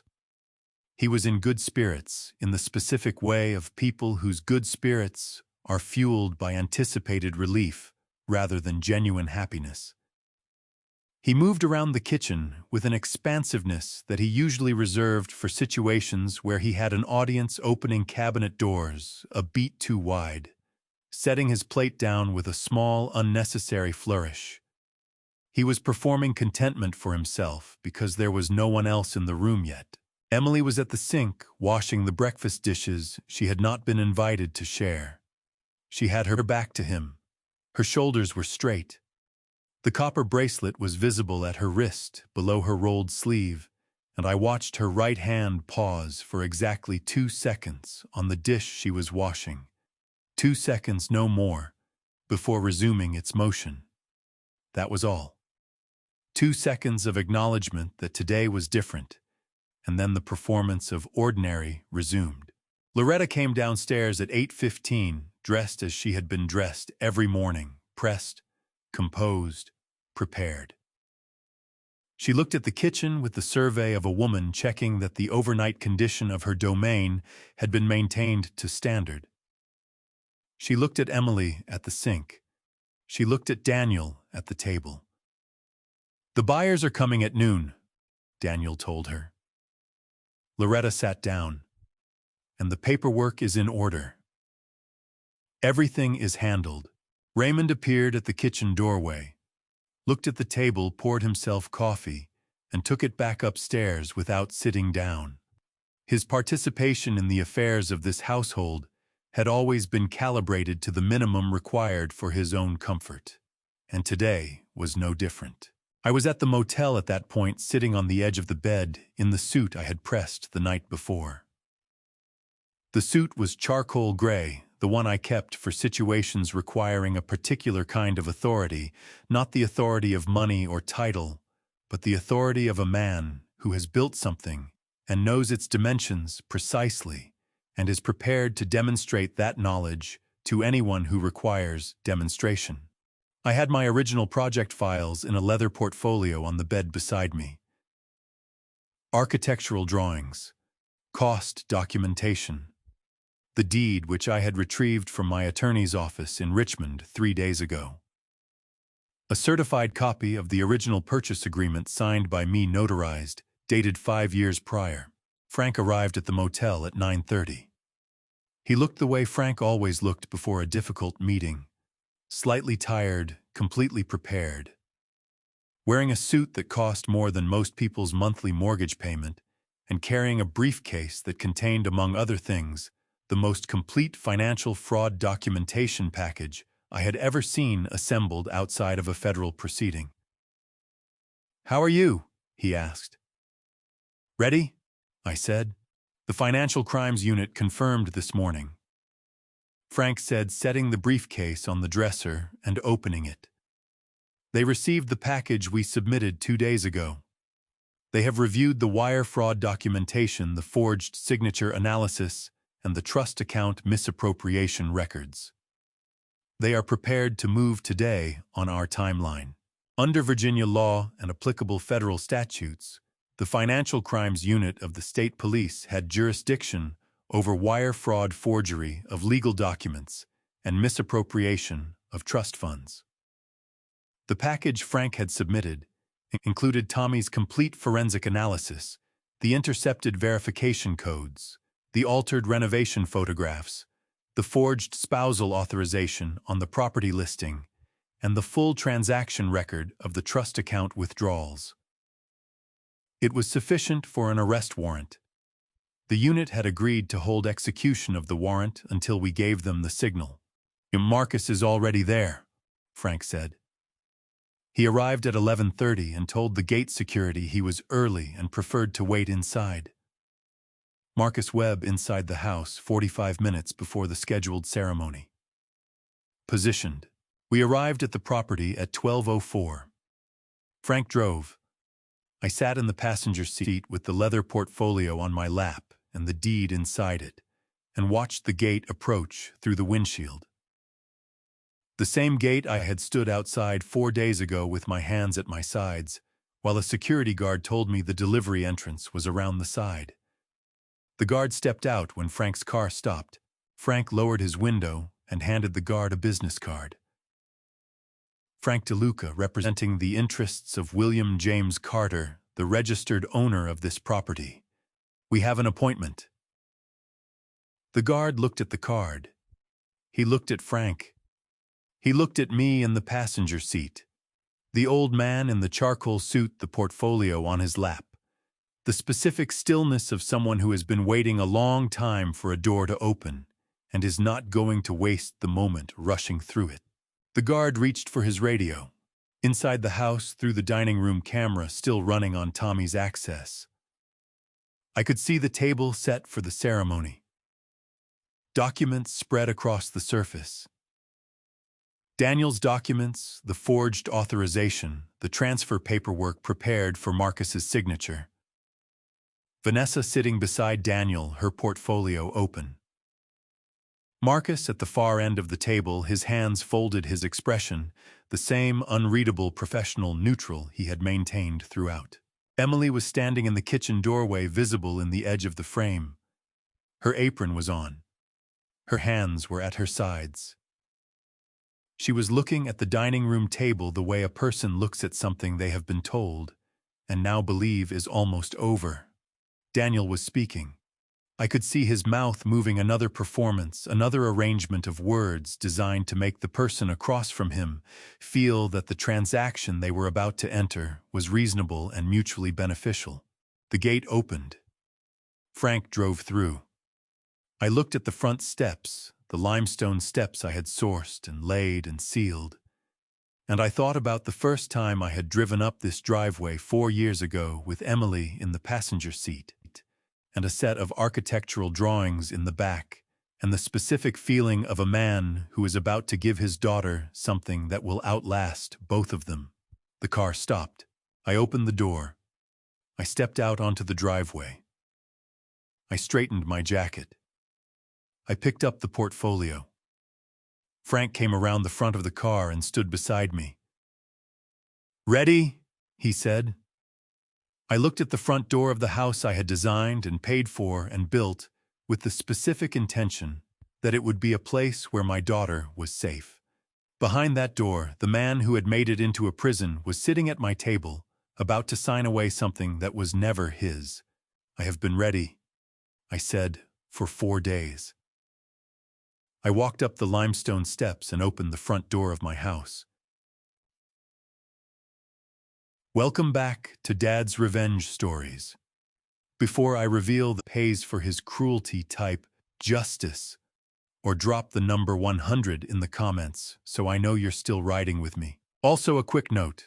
The upcoming events contain dramatized and fictional elements. If this style of storytelling isn't for you, feel free to stop watching right here. 2 officers from the Financial Crimes Unit came through the front door with the particular efficiency of people who have done this many times and feel no need to announce themselves beyond what the law requires. Daniel stood up from the table. It was not a voluntary movement. It was the reflexive rising of a man whose body has registered what is happening before his mind has finished refusing to accept it. He looked at the officers. He looked at Frank. He looked at me. "This is a misunderstanding," he said. "I want my attorney." "You'll have that opportunity," the lead officer said. He was a compact man in his 40s with a gray suit and the unhurried manner of someone operating entirely within his authority. "Bradford Daniel Sterling, you are being placed under arrest for wire fraud, forgery of a legal instrument, misappropriation of trust funds, and domestic violence against a protected person. You have the right to remain silent." Loretta made a sound that began as a word, and did not finish as one. Raymond sat down heavily in the nearest chair and pressed both hands flat on the table and looked at them. Daniel was turned, and his hands were brought behind his back, and the cuffs went on with a sound that was very small for something so final. He turned his head toward Emily, who was standing at the edge of the room exactly where she had been standing when he had asked her to tell me we could work this out. Emily, he said. His voice had lost every performance register it had ever possessed. What remained was something stripped and undefended. I'm sorry. Please. Emily looked at her husband for the last time as her husband. She placed her right hand over her stomach. She did not speak. She did not need to. The officers walked Daniel through the foyer and out the front door. Vanessa was escorted separately by a third officer who had been waiting in the entryway. The door closed. The house was quiet. I waited until Frank had gone, until Marcus had shaken my hand and driven his Range Rover back down the driveway, until the last officer's vehicle had disappeared through the gate, and then I walked to where Emily was standing, and I held out the deed. She took it with both hands. She looked at the deed, the irrefutable proof that this home had always belonged to our family, for a long time without speaking. Then she looked up at me, and I saw in her face the specific expression of a person who has been handed back something they had stopped believing still existed. She walked to the fireplace. She removed the canvas apron slowly, without drama, the way you remove something you have been wearing so long you had forgotten it was not part of you. She held it for one moment. Then she dropped it into the fire. It caught immediately. We watched it burn together without saying anything, because some things do not require commentary. 3 months later, on a Tuesday morning in February, my granddaughter was born. 7 pounds 4 ounces with her mother's eyes, and according to the delivery nurse, an extremely strong opinion about being disturbed. Emily named her Clara. I was in the waiting room when the nurse came out. I stood up too fast and had to put my hand on the wall. Peggy Walsh brought a casserole the following afternoon and stayed for 2 hours and told Clara, who was sleeping, that she had good timing. I sat on the porch of the house I had built on a Thursday evening in late February, with Clara asleep against my chest, and I looked at the tree line where I had parked my truck 5 months ago and watched the lights of a party that had nothing to do with me. It had everything to do with me. It always had. Clara is asleep on my chest right now, and I find myself thinking about everything it took to get to this moment. I spent 14 months building something in a Highland Valley, while something else, something I had already built and loved far more, was being dismantled, room by room in my absence. That is the part I carry. If I could tell you one thing from this family story, it would be this: do not wait. Do not assume that love alone protects the people you leave behind. Check. Stay connected. Be present even when presence is inconvenient. I am not a perfect father. I was absent when my daughter needed me most. God gave me a second chance to make it right, and I took it with both hands. This grandpa story taught me that silence is not the same as safety, and patience is not the same as surrender. Sometimes the most powerful thing a man can do is wait, but only if he is waiting with intention, with a plan, and with people he trusts beside him. In this grandpa story, justice did not arrive loudly. It arrived precisely. I believe it always does eventually in every family story. If this grandpa story and family story moved something in, you drop a comment below and tell me what you would have done differently. Share this with someone who needs to hear it, and subscribe so you never miss what comes next. Thank you for staying until the end. The following stories contain fictional elements, crafted purely for storytelling and reflection. If this type of content is not for you, we respect that. Please feel free to explore other videos that better suit you.